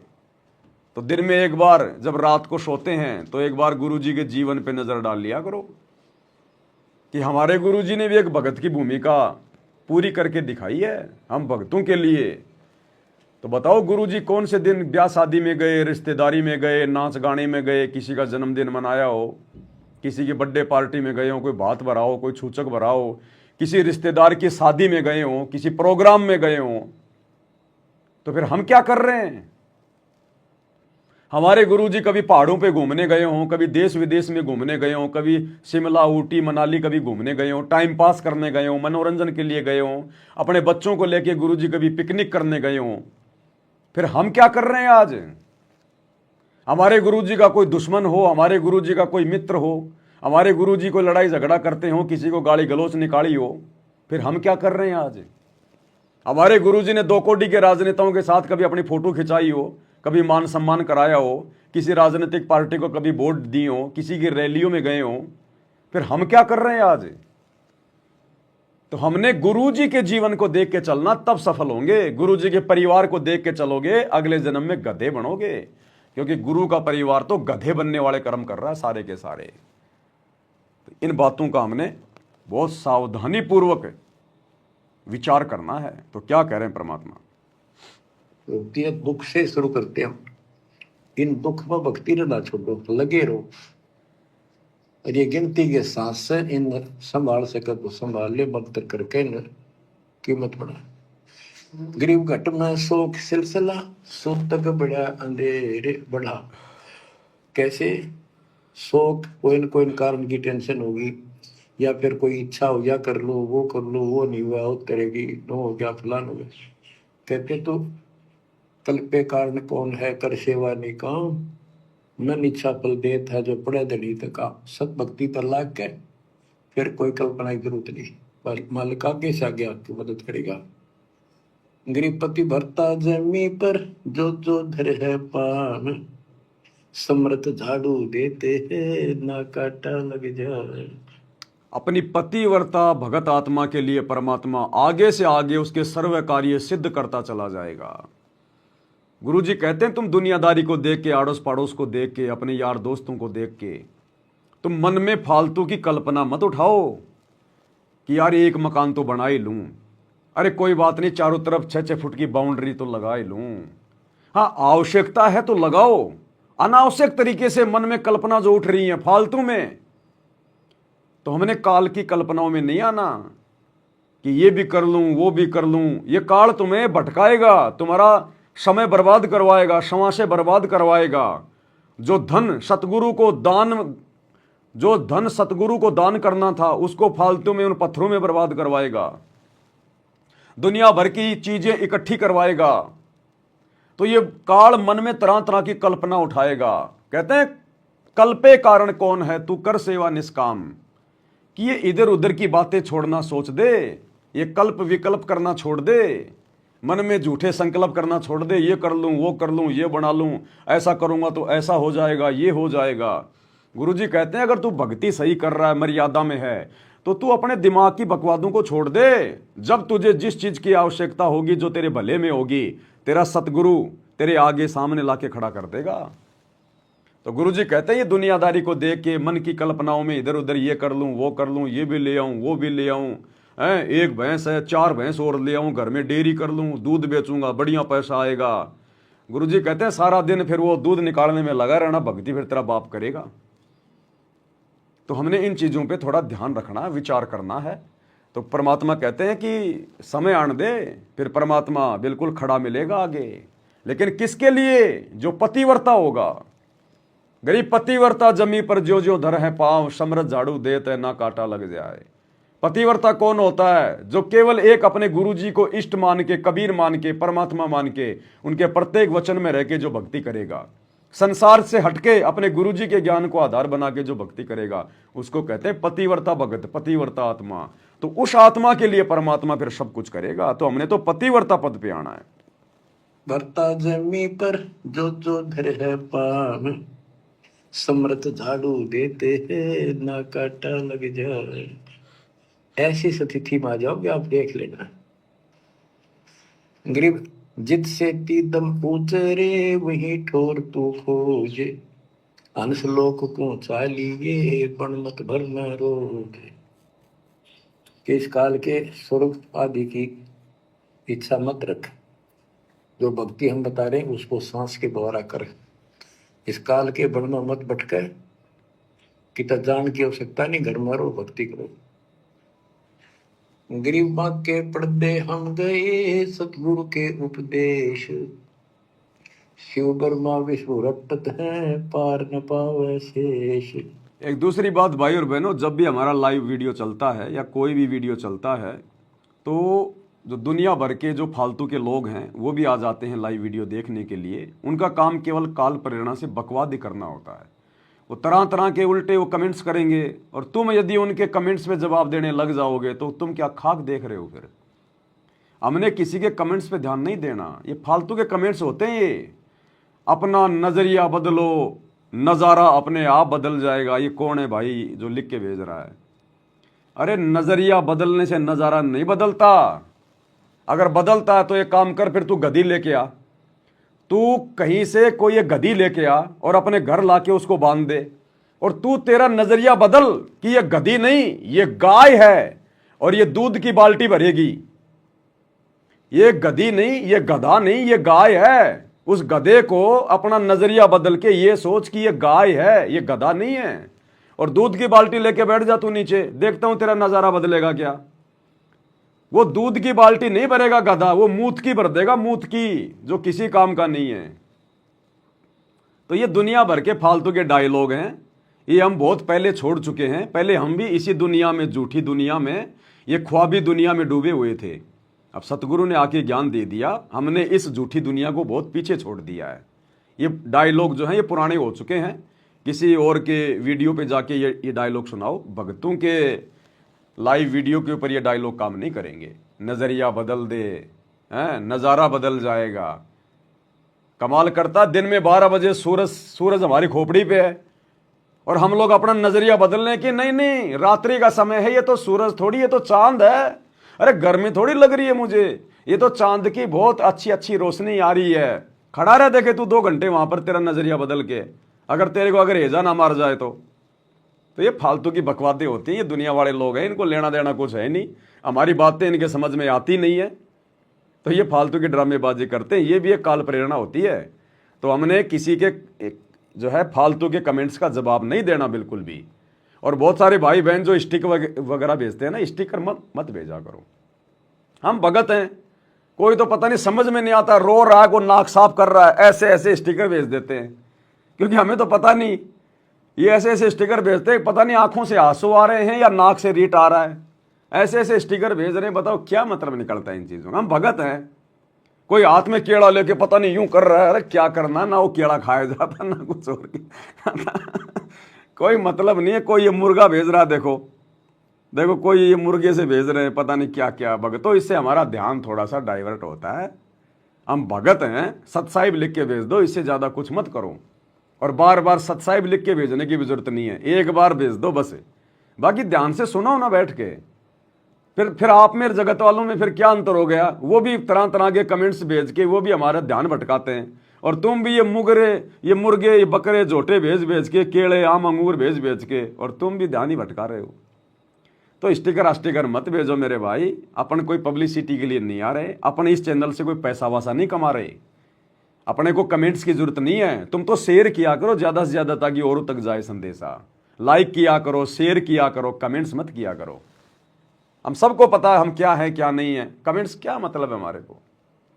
बहुत सारे भाई बहन लिख के भेज देते हैं जब कोई अच्छी बात आती है वीडियो में, हाँ भगत जी आपने बिल्कुल सही कहा, हाँ भगत जी 100% आपने बिल्कुल सही कहा। ये भी हमारी गलती है।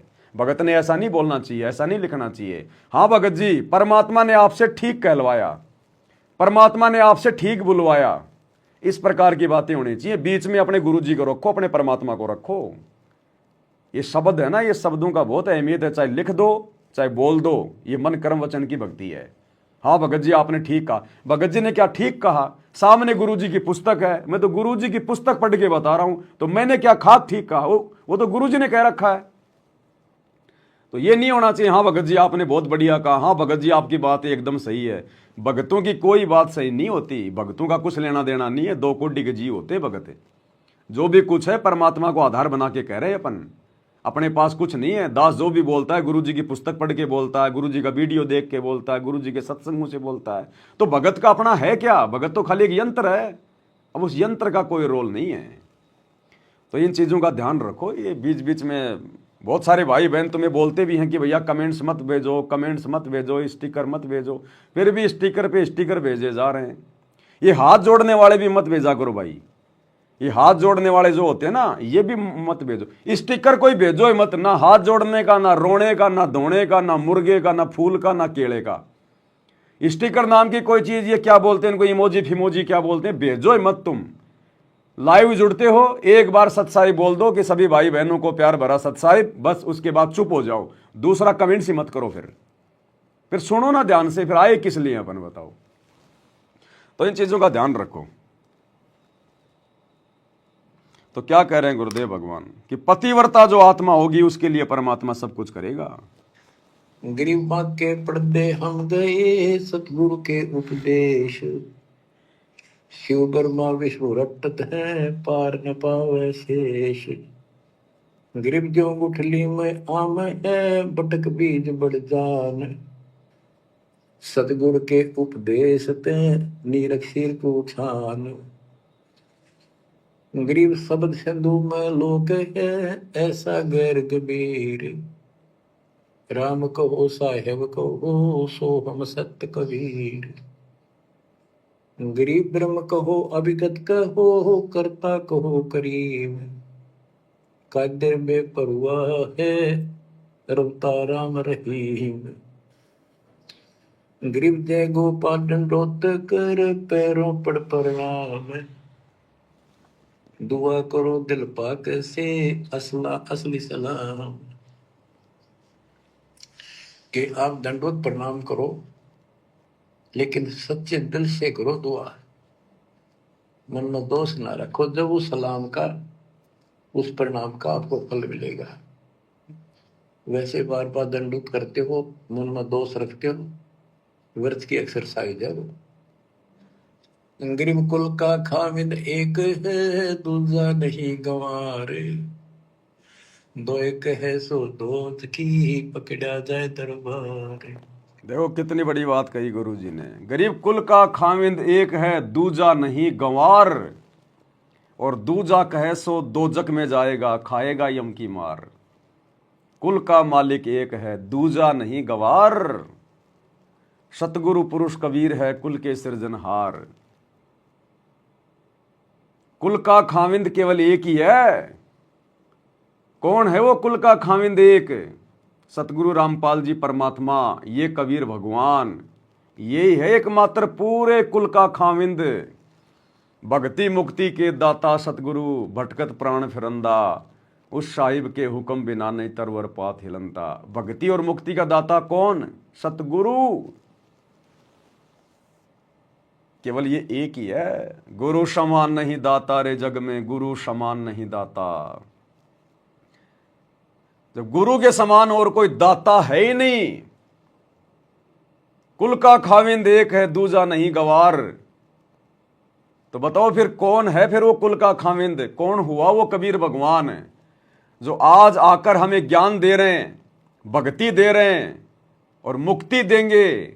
तो कौन हुए? हमारे गुरुदेव भगवान स्वयं कबीर परमात्मा, कुल का खाविंद। इसलिए हमने अपने गुरुजी के अलावा किसी और में परमात्मा नहीं देखना है। इसलिए अब हमने इतना ज्ञान प्राप्त करने के बाद, इतनी समझ प्राप्त करने के बाद, अब हमने जून के महीने में उस नकली कबीर की, दाढ़ी मूछ वाले मुर्दा की, हमने वो कबीर प्रकट दिवस नहीं मनाना। नहीं तो दोजख में जाएंगे, दोजख में। कुल का खाविंद एक है दूजा नहीं गवार, दो कहे सो दोजख में जाए खाएगा यम की मार। तो इतना ज्ञान लेने के बाद, सतगुरु से इतनी भक्ति लेने के बाद भी अगर हम नरक में जाने के काम करेंगे, दोजख में जाने के काम करेंगे, फिर हमसे बड़ा मंदबुद्धि निर्भागी और कौन है? एकमात्र अपना गुरु। उसी को कहते हैं पतिव्रता पद।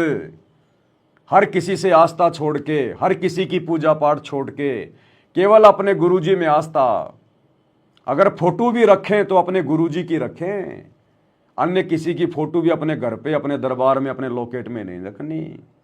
तब माना जाएगा कि आपने अपने गुरु को कुल का खामिद मान लिया। गंवार दो एक है सो दोत की पकड़ा जाए दरबार। क्यों? कुल का मालिक एक है, कोई दूसरा नहीं है। गंवार ये मूर्ख, अन्य कोई नहीं। कुल का खामिद एक है दूजा नहीं गंवार, दो एक है सो दो जोखी पकड़ा जाए दरबार। और मालिक कहते हैं गुरु गोविंद दो नहीं भाई, जब तक दो समझोगे दो जख में जाई, नरक में जाओगे। और अगर अपने गुरु के अलावा किसी और में परमात्मा देख लिया तो, गुरु के अलावा यदि किसी और में परमात्मा देख लिया तो नरक में जाओगे। नरक में ये भक्ति विधान है या कोई पक्षपात नहीं चलता, तेरी मेरी नहीं चलती परमात्मा के मार्ग में। अगर कोई सार शब्द लेकर भी गुरु जी के अलावा किसी और को परमात्मा मान रहा है, दाढ़ी मूंछ वाले उस कबीर को मान रहा है, तो भी नरक में जाएगा, नरक में। ये सतगुरु का अटल विधान है ये। कि कुल का मालिक केवल एक कबीर है, इससे हटकर कोई दूर और बताता है वह परमात्मा के दरबार में, फिर उसको दंड मिलेगा। कुल का खाविंद, कुल का मालिक केवल एक है कबीर, और इसके अलावा यदि और किसी को मानता है कोई, तो परमात्मा के दरबार में दंड का भागी होगा। अब वो कबीर कौन है, बस इस बात की पहचान कर लो। जब हमें यह समझ में आ जाएगा कि वो कबीर कौन है, फिर हम भाई बहन धोखा नहीं खाएंगे, फिर हम परमात्मा की उस मार से बच जाएंगे।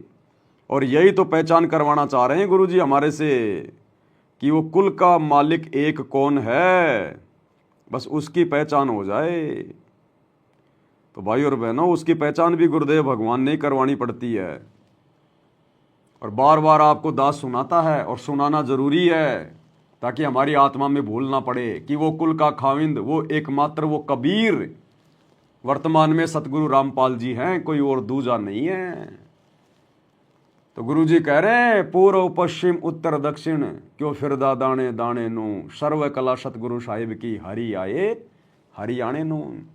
और कह रहे हैं भाई वो गरीबदास जी के समय आए, और भाई इबारे थारे सामने प्रत्यक्ष प्रकट हैं, पहचान सको तो पहचान लो। क्या बताते हैं, उत्तर दक्षिण पूर्व पश्चिम फिरदा दाने दाने नो,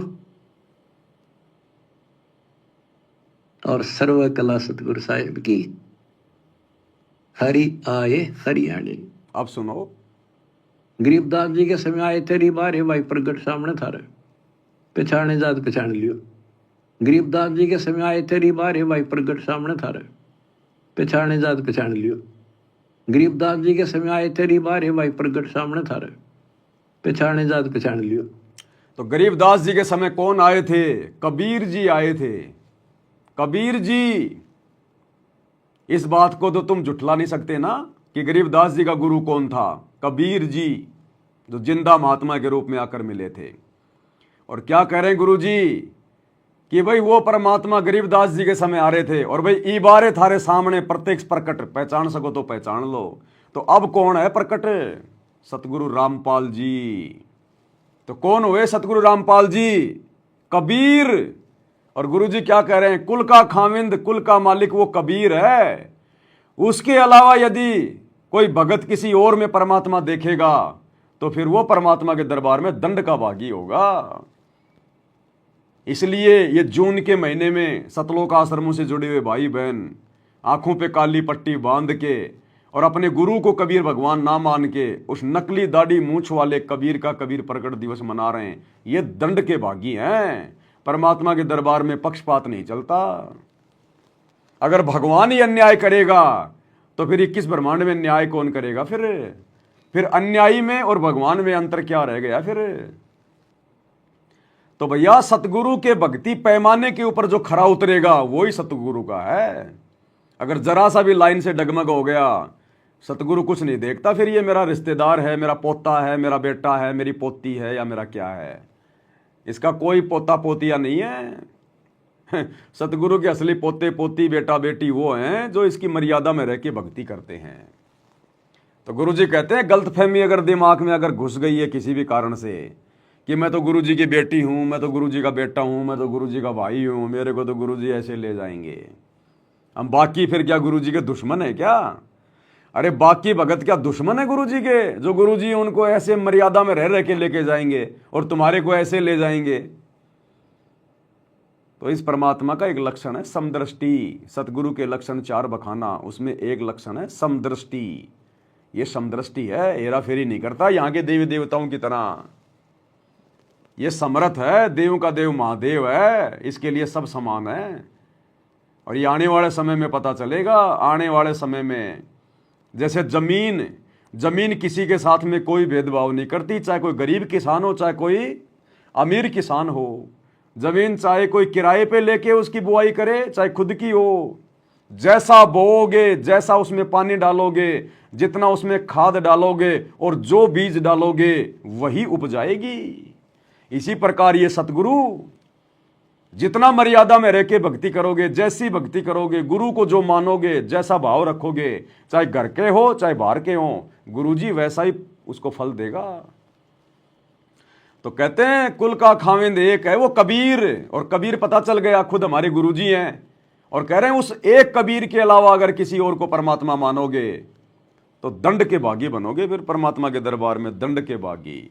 इसलिए हम सत्सेवक भाई बहन डर के भक्ति करते हैं, एकमात्र अपने गुरु जी को कुल का खाविंद मान के।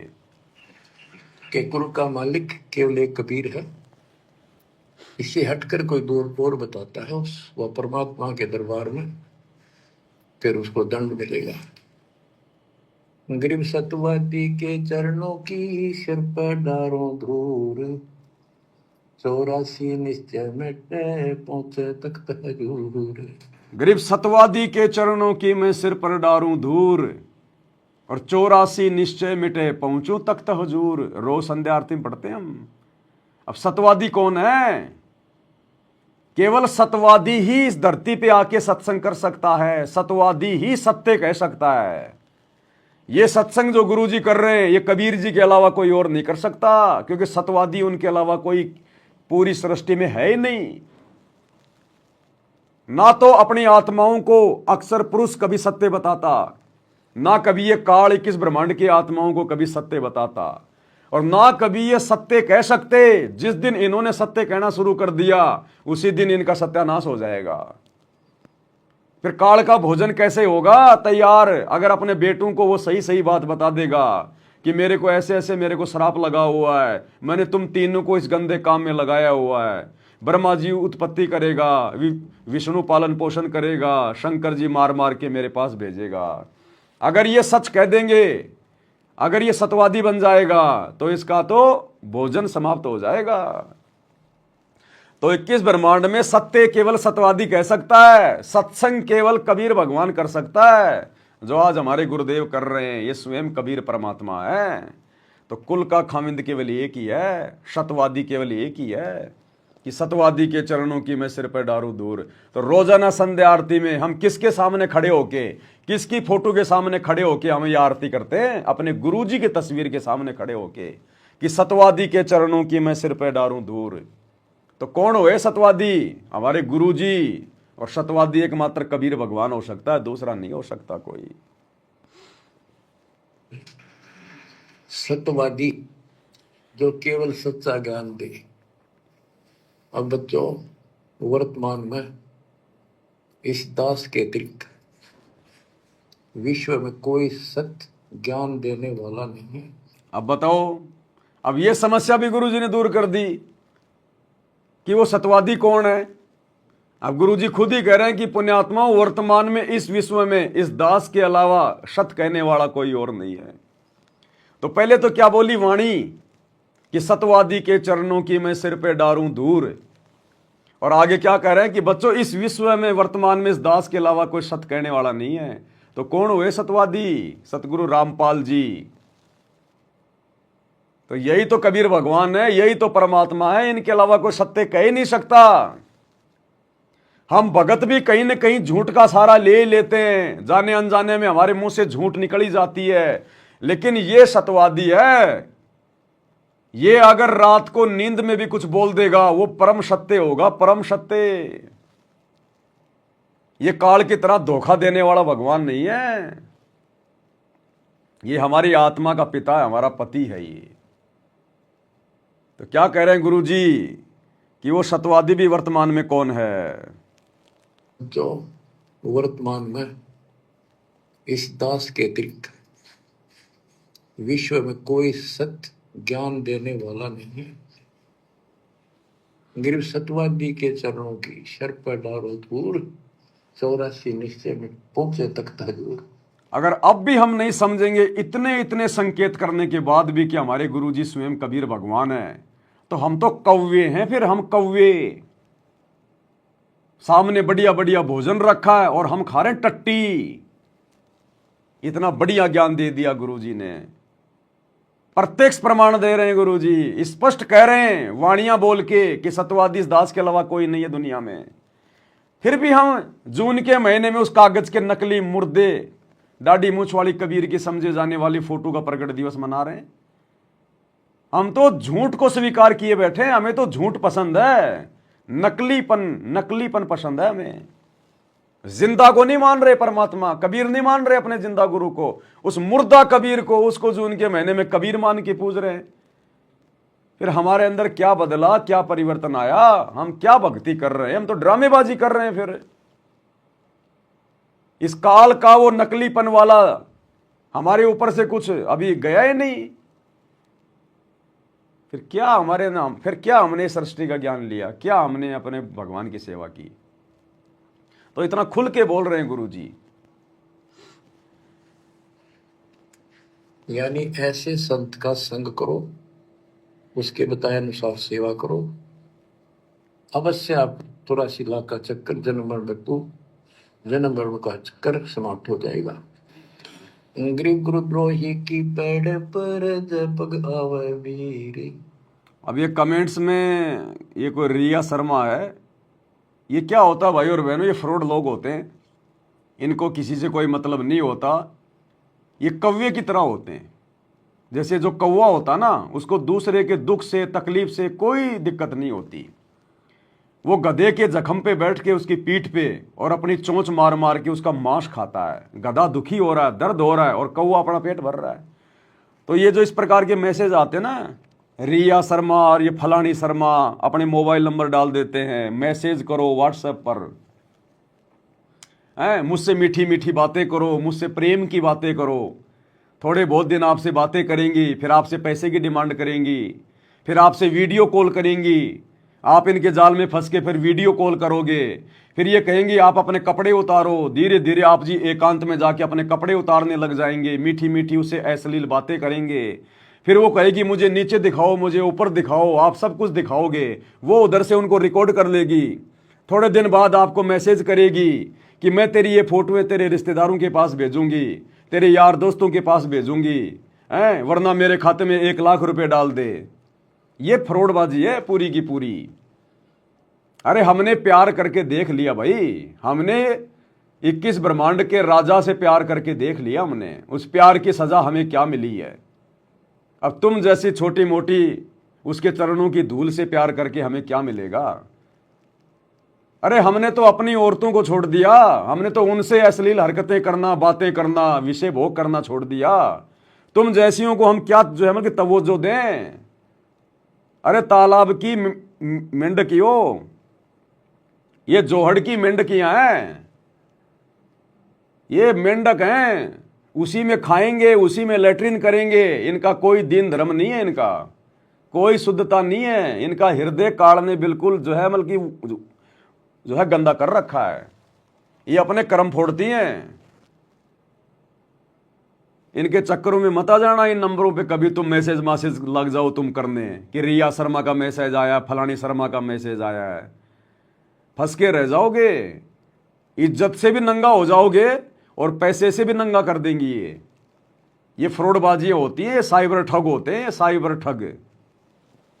कल को समाज में भी बेइज्जत हो जाओगे फिर, क्योंकि ये तुम्हारे सारे आईडी फाईडी, सारा तुम्हारा रिश्तेदारों के कॉन्टैक्ट नंबर, ये सब धीरे धीरे तुम्हारे से ये ले लेते हैं। ये तुम्हारी इंस्टाग्राम आईडी, फलाना आईडी सब ले लेंगे, और फिर तुम्हारी नंगी फोटोएं करके या तुम्हारी वीडियो रिकॉर्डिंग की वो रिकॉर्डिंग करके या तुम्हारी मोबाइल पे बात करेंगी उसकी रिकॉर्डिंग कर लेंगी। फिर बोलूँगी मैं तेरी पत्नी को भेजूंगी ये रिकॉर्डिंग, अगर तू मुझे इतने पैसे नहीं डालेगा तो। हैं फिर दिमाग में टेंशन लेके घूमते रहना, फिर भक्ति क्या खाक करोगे फिर। तो ये ध्यान रखा करो, इस प्रकार के फ्रॉड मैसेज आते हैं, कोई लेना देना नहीं होता। इनकी आदत है, ये तो हर किसी के लाइव पे, हर किसी के वीडियो पे ये इसी प्रकार से डालते रहते हैं। ऐसा नहीं है कि हमारी वीडियो देख रही है, नहीं, ये सिस्टम आता है, टेक्नोलॉजी है। ये ऊपर पैसे भरते हैं और ऊपर फेसबुक की तरफ से ऑटोमेटिक ये मैसेज वगैरह आना शुरू हो जाते हैं। तो ये फ्रॉडबाजियाँ होती हैं, इन चीज़ों पे ध्यान मत देना, अपना समय बर्बाद मत करना, और ना इनको कोई जो है जवाब देना। ये कोई जवाब नहीं देते ये, और जवाब भी देंगे तो भी एक मतलब सिस्टम के थ्रू होता है, कि सॉफ्टवेयर के थ्रू होता है। जो इन्होंने लिख के डाले होते हैं वही जवाब आएंगे उसी प्रकार के। तो ये सारा का सारा फ्रॉड सिस्टम होता है। ये कभी चक्कर में मत आ जाना, फोन फान मत कर लेना, गलती से इन नंबरों पे व्हाट्सएप भी मत कर देना, नहीं तो आपके पीछे पड़ जाएंगे फिर। ये काल का जाल है, ये भूतनियां है, भूतनियां जैसे नहीं होती ये चुड़ैल वगैरह, भूतनी ये चुड़ैल एक बार जिसके पीछे लग जाती है छोड़ती नहीं है, फिर उसका खून चूस लेती हैं। तो ये चुड़ैल हैं, ये भूतनियां हैं, ये इनमें कोई शुद्धता नहीं है, कोई जो है वो पवित्रता नहीं है। ये समाज की ये गंदगी है, गंदगी। इनका काम ही है, इनका काम ही लोगों को ठगना, झूठ बोलना, छल कपट करना, धोखाधड़ी करना। इनका सुबह से लेकर शाम तक इन्हीं चीज़ों में जाता है। तो इन चीज़ों पे ध्यान मत दिया करो जो मैसेज आते हैं इस प्रकार के। और जब तक आपका कोई परिचित नहीं है, यदि आपके मोबाइल में आपके किसी परिचित के, रिश्तेदार के, भक्तों के अगर नंबर सेव नहीं है, और यदि किसी अननोन नंबर से आपके पास में वीडियो कॉल आ रहा है, मत उठाया करो। ऐसे ऐसे सिस्टम हो गए, वो वीडियो कॉल उठाते ही तुम्हारे बैंक अकाउंट से पैसे गायब। व्हाट्सएप की कॉल, जब तक आपका कोई भगत भाई जिसके नंबर आपके मोबाइल में सेव नहीं है, जिसको आप जानते नहीं है, उसका व्हाट्सएप का कॉल मत उठाया करो, वीडियो का या फिर ऑडियो का। ऐसा ऐसा सिस्टम हो रहा है आजकल, फ्रॉडबाजी। क्योंकि काल तो भक्तों को टेंशन देगा, उसका तो काम ही है। तो तुरंत तुम्हारे खाते, वो नंबर उठाते ही, वीडियो कॉल उठाते ही, वॉइस कॉल उठाते ही तुम्हारे अकाउंट से पैसे गायब हो जाएंगे। तुम्हारा जो जो जो ये फेसबुक का अकाउंट है, ये मतलब जो है वो हैक हो जाएगा। बहुत फ्रॉडबाजी है। हमें जरूरत नहीं है किसी को अपना थोबड़ा दिखा के बात करने की। किसी ने बात करनी होगी, सीधा सीधा मेरा मोबाइल नंबर है ना, फिर वॉइस कॉल क्यों कर रहा है? अरे वीडियो कॉल क्यों कर रहा है? वॉइस कॉल क्यों कर रहा है? व्हाट्सएप पे क्यों कर रहा है? जब मेरा नंबर तेरे पास में है तो सीधा सीधा मेरे से सिम पे बात कर। तो ये फालतू का ड्रामेबाजी है, फ्रॉडबाजी होती है, ध्यान रखना, फंस जाओगे ऐसे। दिमाग ही मत लगाना इन चीजों में। तो ध्यान रखो इन चीजों का भाई और बहनों। ये बहुत काल का भयंकर जाल है, वो हमें टेंशन देगा। उसका काम ही है कि भगत शांति से भक्ति ना कर ले, कोई न कोई दिमाग में टेंशन इनको दे के रखो। अभी 10-15 दिन पहले एक बहन जी का फोन आया मेरे पास में, राजस्थान से थी। तो ऐसे ही उसके पास में कोई फोन आ गया कि ऐसे ऐसे आपके नाम की हमारे पास में FIR हो रखी है, तुमने ऐसे ऐसे फ्रॉड कर रखा है, तुम्हारा नाम आ गया उसमें, थाने में तुम्हारी FIR है। उसने मतलब वीडियो वो किया, उसने वीडियो कॉल, उसने पुलिस वाले की टोपी लगा रखी है और पुलिस वाला बन के बैठा हुआ। ये साइबर फ्रॉड होते हैं। फिर वो डर गई बहन, वो बहन डर गई कि साहब अब मैं क्या करूं? बोला ऐसा करो, अभी थोड़ी देर बाद में हमारे अधिकारी का आपके पास में फोन आएगा, वो आपको बताएंगे। 10 मिनट बाद में दूसरे व्यक्ति ने, वो पुलिस का अधिकारी बन के उसको फोन किया और उसने और उस बहन को कहा कि एक काम करो, जो मैं तुमसे बातें कहूंगा तुम किसी से मत बोलना, नहीं तो फिर तुम और ज्यादा तुम जो है मतलब कि फंस जाओगी तुम इस मुकदमे में। तुम्हारे को दिल्ली आना पड़ेगा, फलाना दिखना, तुम्हारे पर ये मुकदमा लग जाएगा, उसकी इतनी लंबी उसकी सजा है। तुम एक काम करना, किसी को मत बताना और एकांत में जाके मेरे से बात करो, अंदर से कमरा बंद कर लो और वीडियो कॉल से मेरे से बात करो और किसी को मत बताना। फिर वो सारी बातें पूछेगा, तुम्हारा खाता कौन कौन से बैंक में है, तुम्हारे कौन से बैंक में तुम्हारे कितने रुपए हैं, और फिर आप कहोगे मेरा ये खाता, मेरे इस खाते मेरे इतने रुपए हैं। चलो तुम्हारा उसका जो ATM का जो पासवर्ड है वो तुम दो, ताकि हम उसको चेक कर लें कि वास्तव में तुम्हारे खाते में ये फ्रॉडबाजी हुई है कि नहीं हुई है, तुम दोषी हो कि नहीं हो। अभी तुम्हारे नंबर पे एक OTP आएगा, वो OTP हमें तुम बताओ ताकि हम चेक कर ले, नहीं तो तुम बहुत बड़े लफड़े में फंस जाओगी। तो वो बहन बेचारी वो डर गई और डर के उसने वो जैसा उसने कहा था वैसा उसने बंद कमरा करके और उसने मोबाइल पे बात करी और जैसा जैसा वो पूछता गया वो बहन उसको बताती गई। और अंत में कहा कि चलो ऐसा करो, तुम्हारे खाते में जो इतने रुपए हैं ना, तुम एक बार हमारी इस मतलब लिंक पे आप डाल दो, इसके ऊपर हम इसको चेक करेंगे कि ये पैसा सही है या फिर ये गलत है, उसके बाद फिर वापस हम तुम्हारे खाते में डाल देंगे। उस बहन ने उसके जाल में आके वैसा ही कर दिया। उसके खाते में 15-20 हज़ार रुपये थे, उसने डाल दिए। अब डालने के बाद फिर उनका फ़ोन बंद। उसके बाद क्या था, जो था उन्होंने वो चूस लिया। तो ये फ्रॉडबाजियाँ हो रही है। अगर आपके पास अगर किसी पुलिस वाले का फ़ोन आता है कि मैं फला मैं पुलिस वाला हूँ, मैं थाने से बोल रहा हूँ, विश्वास मत करना किसी पे भी। बोलो भैया तो पुलिस वाला है, मैंने कुछ गलत किया है तो ये मेरे घर का एड्रेस है, आजा मेरे घर पे। अगर मैं फ्रॉड हूं तो ले जा, जो फ्रॉड होगा वो तो वैसे फ्रॉड होगा। और यदि आपके पास कोई बैंक से फोन आता है कि तुम्हारा बैंक अकाउंट हैंग हो गया, तुम्हारी लिमिट खत्म हो गई है, 2 दिन बाद तुम्हारा खाता बंद होने वाला है, मैं बैंक से बोल रहा हूं, मैं बैंक से बोल रही हूं सर आपके मोबाइल पे एक ओटीपी आएगा, आप मुझे ओटीपी बताओ नहीं तो आपका खाता बंद हो जाएगा, ये सब फ्रॉडबाजी होती है। बैंक वांग कोई मैसेज नहीं भेजती। तो ये ध्यान रखना, किसी का भी फोन आता है कि भैया अगर पुलिस वाला है तो मेरे घर पे आ जा, ये रहा मेरा एड्रेस। तो ये फालतू में चक्कर में मत पड़ना, ऐसे डरना घबराना नहीं है। अगर हम सही हैं तो फिर काहे का डर है, आ जाओ, पुलिस वाले लाख बार हो हमारे घर पे। और बैंक वालों के कोई फोन नहीं आते। अगर कोई ऐसा फोन भी आ जाता है तो जाके सीधा बैंक में जाके संपर्क करो कि साहब मेरे पास ऐसा ऐसा फोन आया था, क्या मेरे खाते में ऐसी कोई प्रॉब्लम है। तो ये सारे सब कुछ ये फ्रॉडबाजी है। आजकल इंसान को कमा के खाने में इंटरेस्ट नहीं है, लोगों को ठगना, धोखाधड़ी करना, इन चीजों में इंसान उलझा हुआ है, अपने कर्म फोड़ रहा है। क्योंकि काल ने तो दुनिया के कर्म फुड़वाने, गधा कुत्ता सूअर बनाना है। तो अगले जन्म में ये जिन जिनका ठग रहे हैं उनका गधा बनना पड़ेगा, उनका बैल बनना पड़ेगा, सारा दिन खेतों में इनको हल चलाना पड़ेगा। तो ये गधे कुत्ते कौन है? ये वही है जिन्होंने ये ठगीबाजियां की हैं, लोगों का जो धन लूटा है, चोरी करके, ठगी करके, झूठ बोल के, रिश्वत लेके। तो ये ध्यान रखना इन चीजों का, किसी के चक्कर में मत आ जाना ऐसे। उस बहन ने फिर मेरे को बताया बाद में, बोले भैया अब तो पैसे लुट गए मेरे। अब लुट गए तो लुट गए भैया, हम क्या बताएं। तुम सत्सेवक होकर भी अगर ऐसी गलती कर रहे हो, इतनी अगर आंख बंद करके चलोगे, फिर क्या फायदा, फिर बताओ। तो ध्यान रखो इन चीजों का, ये काल का बहुत भयंकर षड्यंत्र है। तो क्या करें गुरुदेव भगवान। 84 निश्चय पढ़े सतगुरु कहे कबीर, गरीब सतवादी किसको को गुरु तो ही जान, बिन बिन कह दीजिए मीर सिर को छान। गरीब भस्मा गिरी भस्म हुआ, गुरुद्रोही गुण मेटे, साहिब को बेग सिंगारिया, कुंभे कुंभ बदलेट। गरीब जोग जीत करुणा में है, मुनिंदर को हो कबीर, 12 पंथ चलाइया, डेंगे बंधावे धीर। अब गरीबदास जी कह रहे हैं कि भस्मा गिरी जैसी जो हरकत करता है वो दुष्ट आत्मा है, ऐसा है गुरुद्रोही ऐसे होते। अब देख लो भैया, पवन दास को गुरुद्रोही कहने वाले, गुरुजी कह रहे हैं गुरुद्रोही कैसे होते हैं। भस्मासुर जैसों को गुरुजी ने गुरुद्रोही बताया, जो अपने ही इष्ट की औरत के ऊपर गंदी नजर रखता है। तो बताओ, मैंने कब गुरुजी की लड़कियों के ऊपर कोई गंदी नजर करी? मैंने कब गुरुजी की पत्नी के ऊपर कोई गंदी नजर करी? कब मैंने गुरुजी के परिवार को ठगना चाहा? बताओ। तो गुरुजी कहते हैं गुरुद्रोही तो ऐसा होता है जैसे भस्मासुर था। तो भैया गुरुद्रोही की परिभाषा जानो, पहले पहचानो गुरुद्रोही क्या होता है, कैसा होता है। ये समय निकल जाएगा हाथ से। ये दुनिया देशद्रोही की परिभाषा नहीं समझ रही, हमारे गुरुजी को देशद्रोही समझ के उनके सत्संगों से दूर है।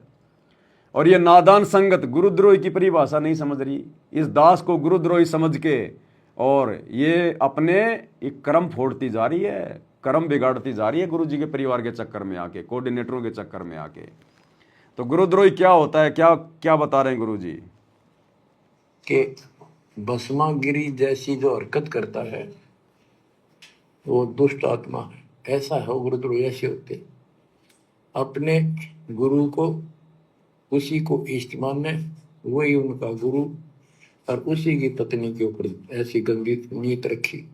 ऐसे ही जो गुरु के साथ अन्य बकवास करते हैं, जैसे 2-3 दुष्ट लोगों ने अपने बकवाद के कारण संगत को लूटना चाहा, नाम नहीं बता रहे, सारे मेरे खिलाफ काम किए। नाम नहीं बता रहे गुरुजी, कहीं सोचो पवन दास के लिए कह रहे हैं। वो तो सबको ही पता चल गया कि गुरुद्रोही का नाम आते ही मेरी तरफ संकेत होता है। तो गुरुजी कह रहे हैं 2-3 ऐसे हो गए थे, लेकिन गुरुजी ने उससे पहले गुरुद्रोही की पहचान बता दी है कि गुरुद्रोही ऐसे होते हैं, भस्मासुर जैसे। तो दास ने तो ऐसा कुछ किया ही नहीं, कभी सोचा ही नहीं। वो तो हमारी गुरु बहनें हैं, गुरुजी की बेटी हमारी गुरु बहनें हैं, गुरुजी की पत्नी हमारी गुरु बहन है, हमारी माँ थोड़ी हो। वो तो मूर्ख भक्तों की गुरु माता है, हमारी तो गुरु बहन है वो। तो गुरुजी कह रहे हैं 2-3 ऐसे दुष्ट हो गए थे। अब 2-3 ऐसे दुष्ट कौन है, वो संकेत करेंगे गुरुजी। अब समझ जाओ 2-3 दुष्ट कौन है वो गुरुजी के परिवार में ही हैं। वो जो हैं वो दुष्ट जो हैं वो। मेरे खिलाफ काम किए इस संजय दिल्ली वाले ने और कौन जयपुर वाले। जय हो मालिक। अगर ये सच्चे थे तो ये भी क्यों ना आते, माफी मांगने गलती होगी थी। अगर ये सच्चे थे तो इब क्यों ना आते माफी मांगने। अब बताओ भाई और बहनों, 2022 में दास को गुरुजी के परिवार वाले पकड़ के और बरवाड़ा के थाने में ले गए, मेरे ऊपर 420 का मुकदमा लगाया। मेरे को मिलवा देते गुरुजी से, मैं तो पुलिस के अंडर में था, मैं तो मैनेजमेंट के अंडर में था, गुरुजी से मेरे ऊपर इन्होंने मुकदमा करवाया। तो इनको तो बहुत अच्छा मौका था, मेरे को मिलवा देते वहां ले जाके गुरुजी से, कोई दिक्कत ही नहीं थी। बताओ, मैं थोड़ी मना करता फिर वहां, क्यों नहीं मिलाया मेरे को। मैंने तो कहा था कि मेरे को गुरुजी से मिलवा दो। बोला क्यों मिलवा दे हम तेरे को गुरुजी से। और अब ये कहते हैं कि वो जो है वो गुरुजी से नहीं मिलता। तो ये परमात्मा की दया है, परमात्मा ने अभी मिलना ही नहीं है, क्योंकि जिस दिन इस पवन दास का पूज्य गुरुदेव जी से मिलन होगा, उस दिन के बाद फिर ये दास कोई वीडियो फाडियो नहीं बनाएगा। उस दिन समझो परमात्मा का काम पूरा हो गया, जो सेवा मालिक ने करवानी थी पूरी हो गई। इसीलिए तो गुरुजी ने मेरे से नहीं मिलना चाहा। मैनेजमेंट ने कितनी कोशिश करी मुझे गुरुजी से मिलाने की, क्यों हर बार ये लोग फेल हुए, क्योंकि अभी तक वो काम गुरुजी का पूरा हुआ नहीं था जो काम परमात्मा ने मुझ दास से करवाना था। और जब तक ये काम पूरा नहीं होगा गुरुजी का, जो मुझ दास के माध्यम से परमात्मा ने पूरा करवाना है, गुरुजी नहीं मिलेंगे मेरे से। और जिस दिन गुरुजी मिल गए, उस दिन फिर ये सारा सिस्टम फिर फेल, फिर आगे कोई वीडियो नहीं, बैठ के अपनी भक्ति करेंगे। तो जिस दिन परमात्मा चाहेगा, क्या वो मिल नहीं सकता? क्या ये पवन दास अपने गुरुजी से बड़ा है क्या, कि गुरुजी मिलना चाहें और पवन दास की औकात की पवन दास ना मिले?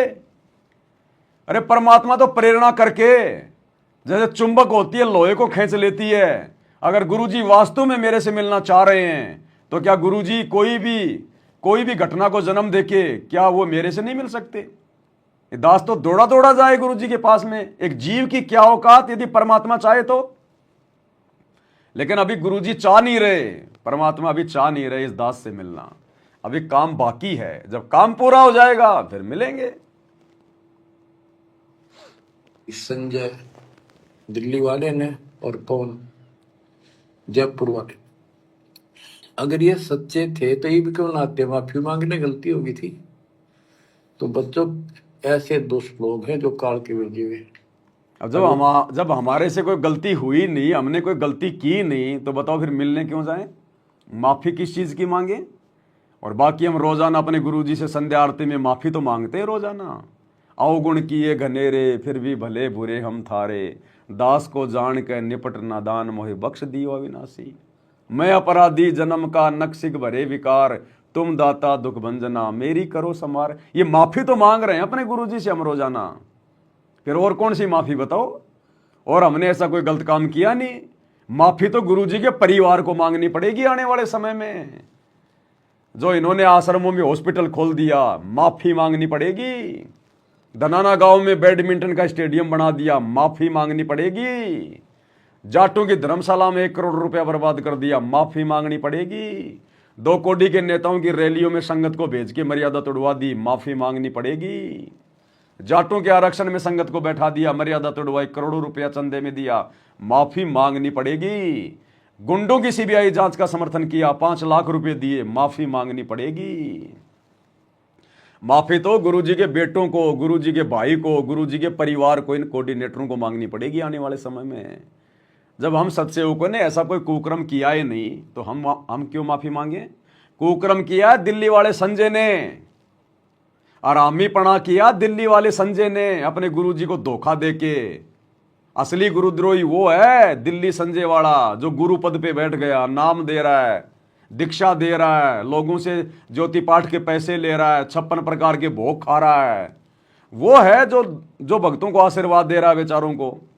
वो है जो सबका जीवन जो है वो नरक में ठोक रहा है, और खुद का जीवन भी जो है वो नरक में ठोक रहा है। वो है गुरुद्रोही, वो जाए, वो मांगे माफी। हमारा संजय से क्या लेना देना? आज 7 साल हो गई, हमने संजय की शक्ल नहीं देखी, हमारा संजय से कोई लेना देना ही नहीं। 2018 में हमारा उससे बस दूर हो गए थे हम उससे। जब वो कुक्रम करने लगा अपने आप को नानक जी कहने लगा, हमने उसी समय उसको छोड़ दिया था, हमारा क्या लेना देना। तो हम किस बात की माफी मांगे जब गलती की नहीं? तो गलती तो गुरु के परिवार ने, कोऑर्डिनेटरों ने मांगनी चाहिए। ये कर रहे हैं गलतियों पे गलतियां। अब जैसा इन्होंने जेल में जाकर गुरुजी को कह दिया मेरे बारे में, अब गुरुजी तो वैसा ही कहेंगे भैया। अरे भैया अंतर्यामी है, लेकिन भूमिका तो आम व्यक्ति की कर रहा है ना। जैसा जेल में जाके कहोगे, जैसा बताओगे, वैसा ही तो जवाब देंगे। तो गुरुजी के परिवार ने जैसा मेरे बारे में बढ़ा चढ़ा के 2-4 करके शिकायतें की हैं, गुरुजी ने वैसा ही जवाब दे दिया। उसी आधार से गुरुजी कह रहे हैं। आपको लगता है कि गुरुजी अंतर्यामी हैं, गुरुजी सब कुछ देख के कह रहे हैं, तो क्या गुरुजी को यह धनाना में स्टेडियम दिखाई नहीं दे रहा क्या? गुरुजी को राजनेताओं की रैलियों में भक्तों को धक्के खिला रहे हैं, वो दिखाई नहीं दे रहा? ये जाटों की धर्मशाला बना दी गुरुजी को, ये दिखाई नहीं दे रहा? आरक्षण में जाके बैठ गए, करोड़ों रुपया भक्तों का बर्बाद कर दिया, ये गुरुजी को दिखाई नहीं दे रहा? ये आनंदपाल सिंह जैसे गुंडे की सीबीआई जांच का समर्थन किया, 5 लाख रुपए दिए, ये गुरुजी को दिखाई नहीं दे रहा? यहां गुरुजी अंतर्यामी नहीं है? तो भैया ये उसका मिशन है, ये उसका खेल चल रहा है। और आने वाले समय में पता चलेगा किसने गलतियां करी हैं, किसने गलतियां नहीं करी हैं, किसने माफी मांगनी है और किसने नहीं मांगनी है। तो हमें तो पता है ना कि ये सारा क्या खेल चल रहा है। इसलिए हमें तो खुशी होती है कि कम से कम परमात्मा इस लाखों की करोड़ों की संगत में से मुझ नीच का अपनी जुबान से नाम तो ले रहे हैं। अरे भगवान की जुबान से नाम भी निकल जाए तो भी आप लाखों भक्तों से तो मैं लाख गुना अच्छा हूं, लाख गुना अच्छा। तुम्हें तो गुरुजी जानते भी नहीं, पहचानते भी नहीं, और मेरा गुरुजी बार बार नाम ले रहे हैं, तो तुम्हारे से तो लाख गुना अच्छा हूं मैं। बाकी सच और झूठ क्या है ये सामने आ ही जाएगा थोड़े दिनों बाद में, छुपेगा थोड़ी। कब तक छुपाओगे? कब तक संगत को भ्रमित करके रखोगे? कब तक अपने धार्मिक धंधे के लिए संगत की पीठ में छुरा घोपोगे? कब तक अपने गुरु को अपने जैसा मानुष मान के उनके साथ धोखा करोगे? ये धोखा तुम्हारे साथ में हो रहा है, गुरु के साथ नहीं हो रहा। ये परीक्षा चल रही है ये। और वो भोली आत्मा इन दुष्टों के पीछे लगी थी। अब क्या कहते हैं, भस्मागिरी जैसे जो कर्म करते हैं वो गुरुद्रोही है। अब क्या कहते हैं, भस्मासुर जैसे जो कर्म करते हैं वो गुरुद्रोही होते हैं। तो बताओ भाई मैंने क्या भस्मासुर जैसा मैंने कर्म कर दिया? अब भस्मासुर जैसे कुकर्म भी ये आश्रम वाले कर रहे हैं। खुद गुरुजी ऑडियो में कह रहे हैं, जो मैं बार बार सुनाता हूं आपको, कि अपनी माता बहनों को भी नहीं छोड़ रहे, अपनी गुरु बहनों को भी ये कोऑर्डिनेटर आश्रम में नहीं छोड़ रहे। उनके साथ भी अश्लील बातें करना, अश्लील चैटिंग करना, शारीरिक संबंध बनाना गुप्त रूप में, ये कुकर्म भी भस्मासुर जैसे ये गुरुजी का परिवार कर रहा है। ये गंदी राजनीति, ये भस्मासुर वाले कर्म है जो भी तुमने जो किए हैं। और आश्रमों में ये कोऑर्डिनेटर जो माता बहनों के साथ में जो कुकर्म करते हैं, खुद गुरुजी ने बताया, बार बार आपको सुनाता हूं, फिर सुन लो एक बार। ये हैं भस्मासुर वाले कर्म जो इन आश्रमों में किए जा रहे हैं। सत्सेवक तो भैया इन कुकर्मों के आसपास भी नहीं है, आसपास भी। जब सत्सेवकों ने अपनी औरतों को अपनी बहन बना लिया, तो अपनी गुरु बहनों के साथ में तो हम सोच भी नहीं सकते कभी कुकर्म करने की। तो ये कुकर्म भी काल ने तुम्हारे हिस्से में लिख दिए, जिसके विषय में गुरुजी कह रहे हैं, ध्यान से सुन लो। विचार करना हो कि हम कौन है, कहां से आए। आपस में खेचातानी रखते हो अभी भी भगत हो गए। अच्छे इंसान तो जगत वाली गुना करते ऐसा जैसे भगत कर रहे हैं।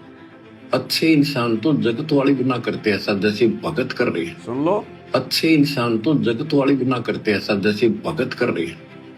किसी को छोटी सी सेवा दे देते, कोऑर्डिनेटर बना दिया, वो ने सोचा मैं खुदा बन गया। और इतना शिक्षा तो बने। अरे भस्मासुर भी तो वो कड़ा लेके अपने आप को वो खुदाई मान बैठा था। शंकर जी से वो भस्म कंडा लेके अपने आप को वो खुदाई मान बैठा था कि मैं तो खुदा बन गया। तो गुरुजी कह रहे हैं ये कोऑर्डिनेटर छोटी मोटी कोई सेवा लेके अपने आप को पता नहीं खुदा मान बैठते हैं। तो कौन कर रहा है भस्मासुर जैसे कर्म? इन आश्रम वाले कर रहे हैं या सत्सेवक कर रहे हैं? क्या कह रहे हैं गुरुजी? भगत कर रहे हैं। अच्छे इंसान तो जगत वाली गुना करते ऐसा जैसे भगत कर रहे हैं। किसी को छोटी सी सेवा दे देते, कोऑर्डिनेटर बना दिया, वो ने सोचा मैं खुदा बन गया। और इतना शिक्षा तो बने। मजदूर बनो सीखो, मजदूर। और कई देखा है कि कोऑर्डिनेटर या जिसकी जो भी व्यवस्था लगाई जाए तो व्यवहार भी ठीक नहीं करते, धमकान लग जाते, फुरकान लग। बताओ, कह रहे हैं कोऑर्डिनेटर संगत के साथ में व्यवहार भी ढंग से नहीं करते, धमकान लग जाते हैं, खुड़कान लग जाते हैं संगत को। और कुछ तो ऐसे हैं जो अपनी गुरु बहनों को गलत गलत मैसेज करते हैं। ये हैं भस्मासुर। लग जाते। और कुछ ऐसी भी शिकायतें आई हैं जो बहन बेटियों के साथ गलत मैसेज भी डालते हैं, तो वो दुष्ट लोग ना तो कोऑर्डिनेटर के योग्य है ना वो भगत के योग्य, वो भस्मासुर के योग्य हैं, भस्मासुर के योग्य। और कुछ ऐसी भी शिकायतें आई हैं जो बहन बेटियों के साथ गलत मैसेज भी डालते हैं, तो वो दुष्ट लोग ना तो कोऑर्डिनेटर के योग्य है ना वो भगत के योग्य।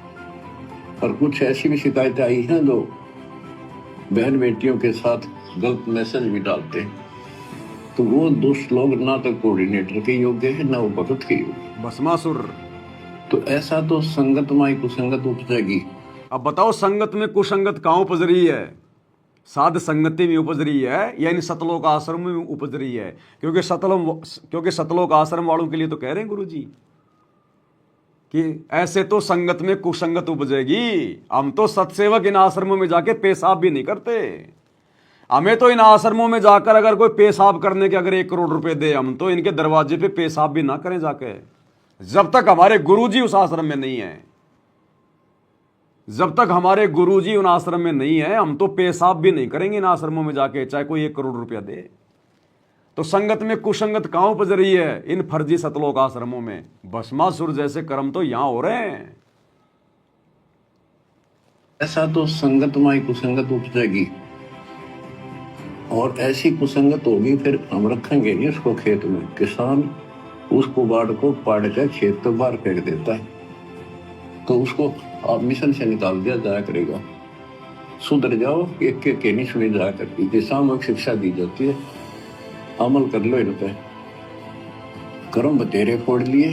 क्या कह रहे हैं गुरु जी? कर्म बतेरे फोड़ लिए।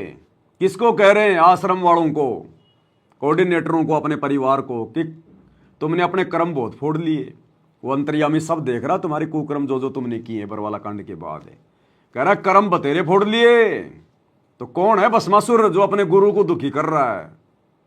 कौन है असल में भस्मासुर? कर्म बतेरे फोड़ लिए। इस ज्ञान का असर क्या हुआ? थोड़ा सा सुख होते हो फिर पक्के एजेंट काल के बन जाते। बकवाद। क्या कह रहे हैं गुरु जी? थोड़ा सा सुख होता है फिर पक्के एजेंट काल के बन जाते हो। बकवाद वही करनी। तो काल के एजेंट कौन है भाई?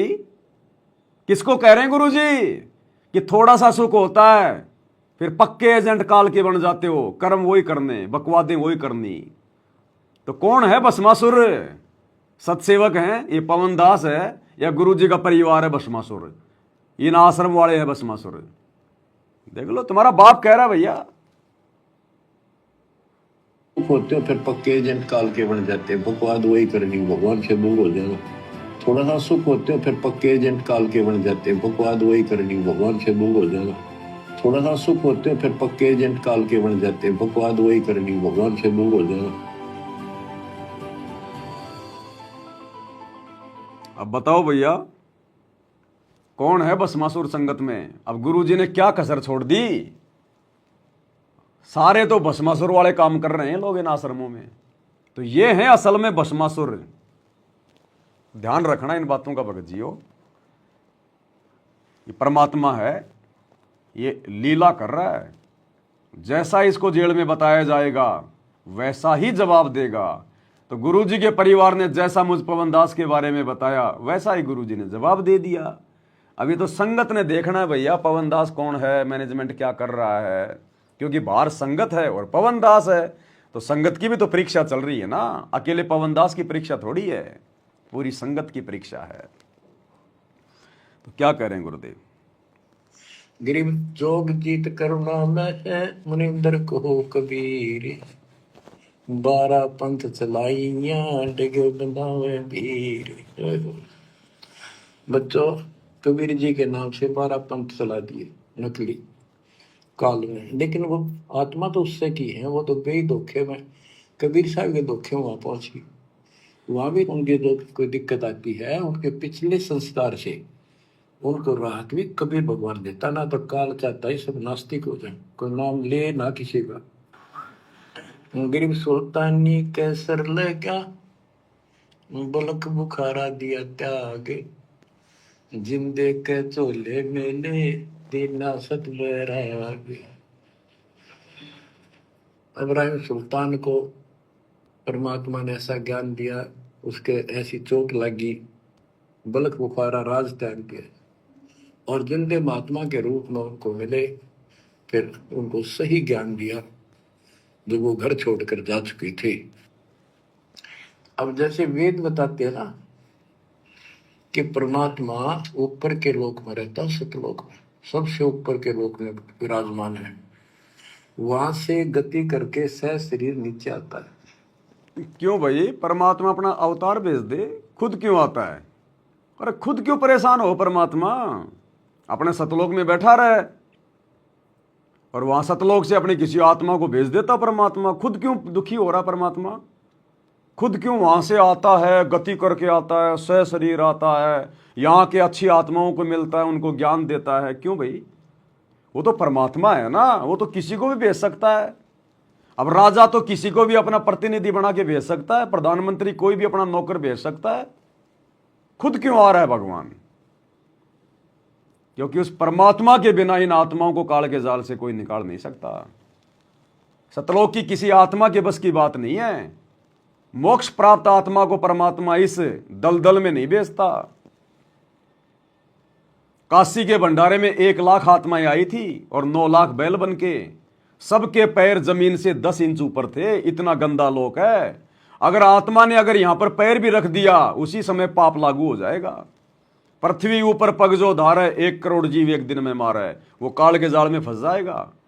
आत्मा यहां से खुद नहीं निकल सकती, खुद फंसी हुई है, दूसरे को कहां से निकालेगी? इस पृथ्वी पर तो पैर रखते ही पाप शुरू हो जाते हैं, और पाप शुरू होते हैं काल के जाल में। इसलिए परमात्मा स्वयं सतलोक से सह शरीर आता है, गति करके आता है, अच्छी आत्माओं को मिलता है। इसलिए आज हमारे गुरुदेव हैं वो कबीर भगवान, जो सतलोक से सह शरीर 8 सितंबर 1951 के दिन आए हैं, गति करके आए हैं। इसलिए हम सत्सेवक अपने गुरु जी को कबीर मान के पूज रहे हैं, उनका प्रकट दिवस मनाते हैं। जून के महीने में नकली कबीर का, कागज के कबीर का, मुर्दा कबीर का प्रकट दिवस नहीं मनाते, क्योंकि वो परमात्मा सतलोक से सह शरीर स्वयं आता है, गति करके आता है, अच्छी आत्माओं को मिलता है। सबसे ऊपर के लोक में विराजमान है, वहां से गति करके सह शरीर नीचे आता है, और अच्छी आत्माओं को मिलता है जो भक्ति मार्ग पर लगे हुए हैं, उनको कष्ट, उनके कष्ट दूर करता है। अपने मुख कमल से वाणी बोलकर सच्चा ज्ञान बताता है। तो बताओ, आज अपने मुख कमल से वाणी बोल के सच्चा ज्ञान कौन सुना रहा भाई?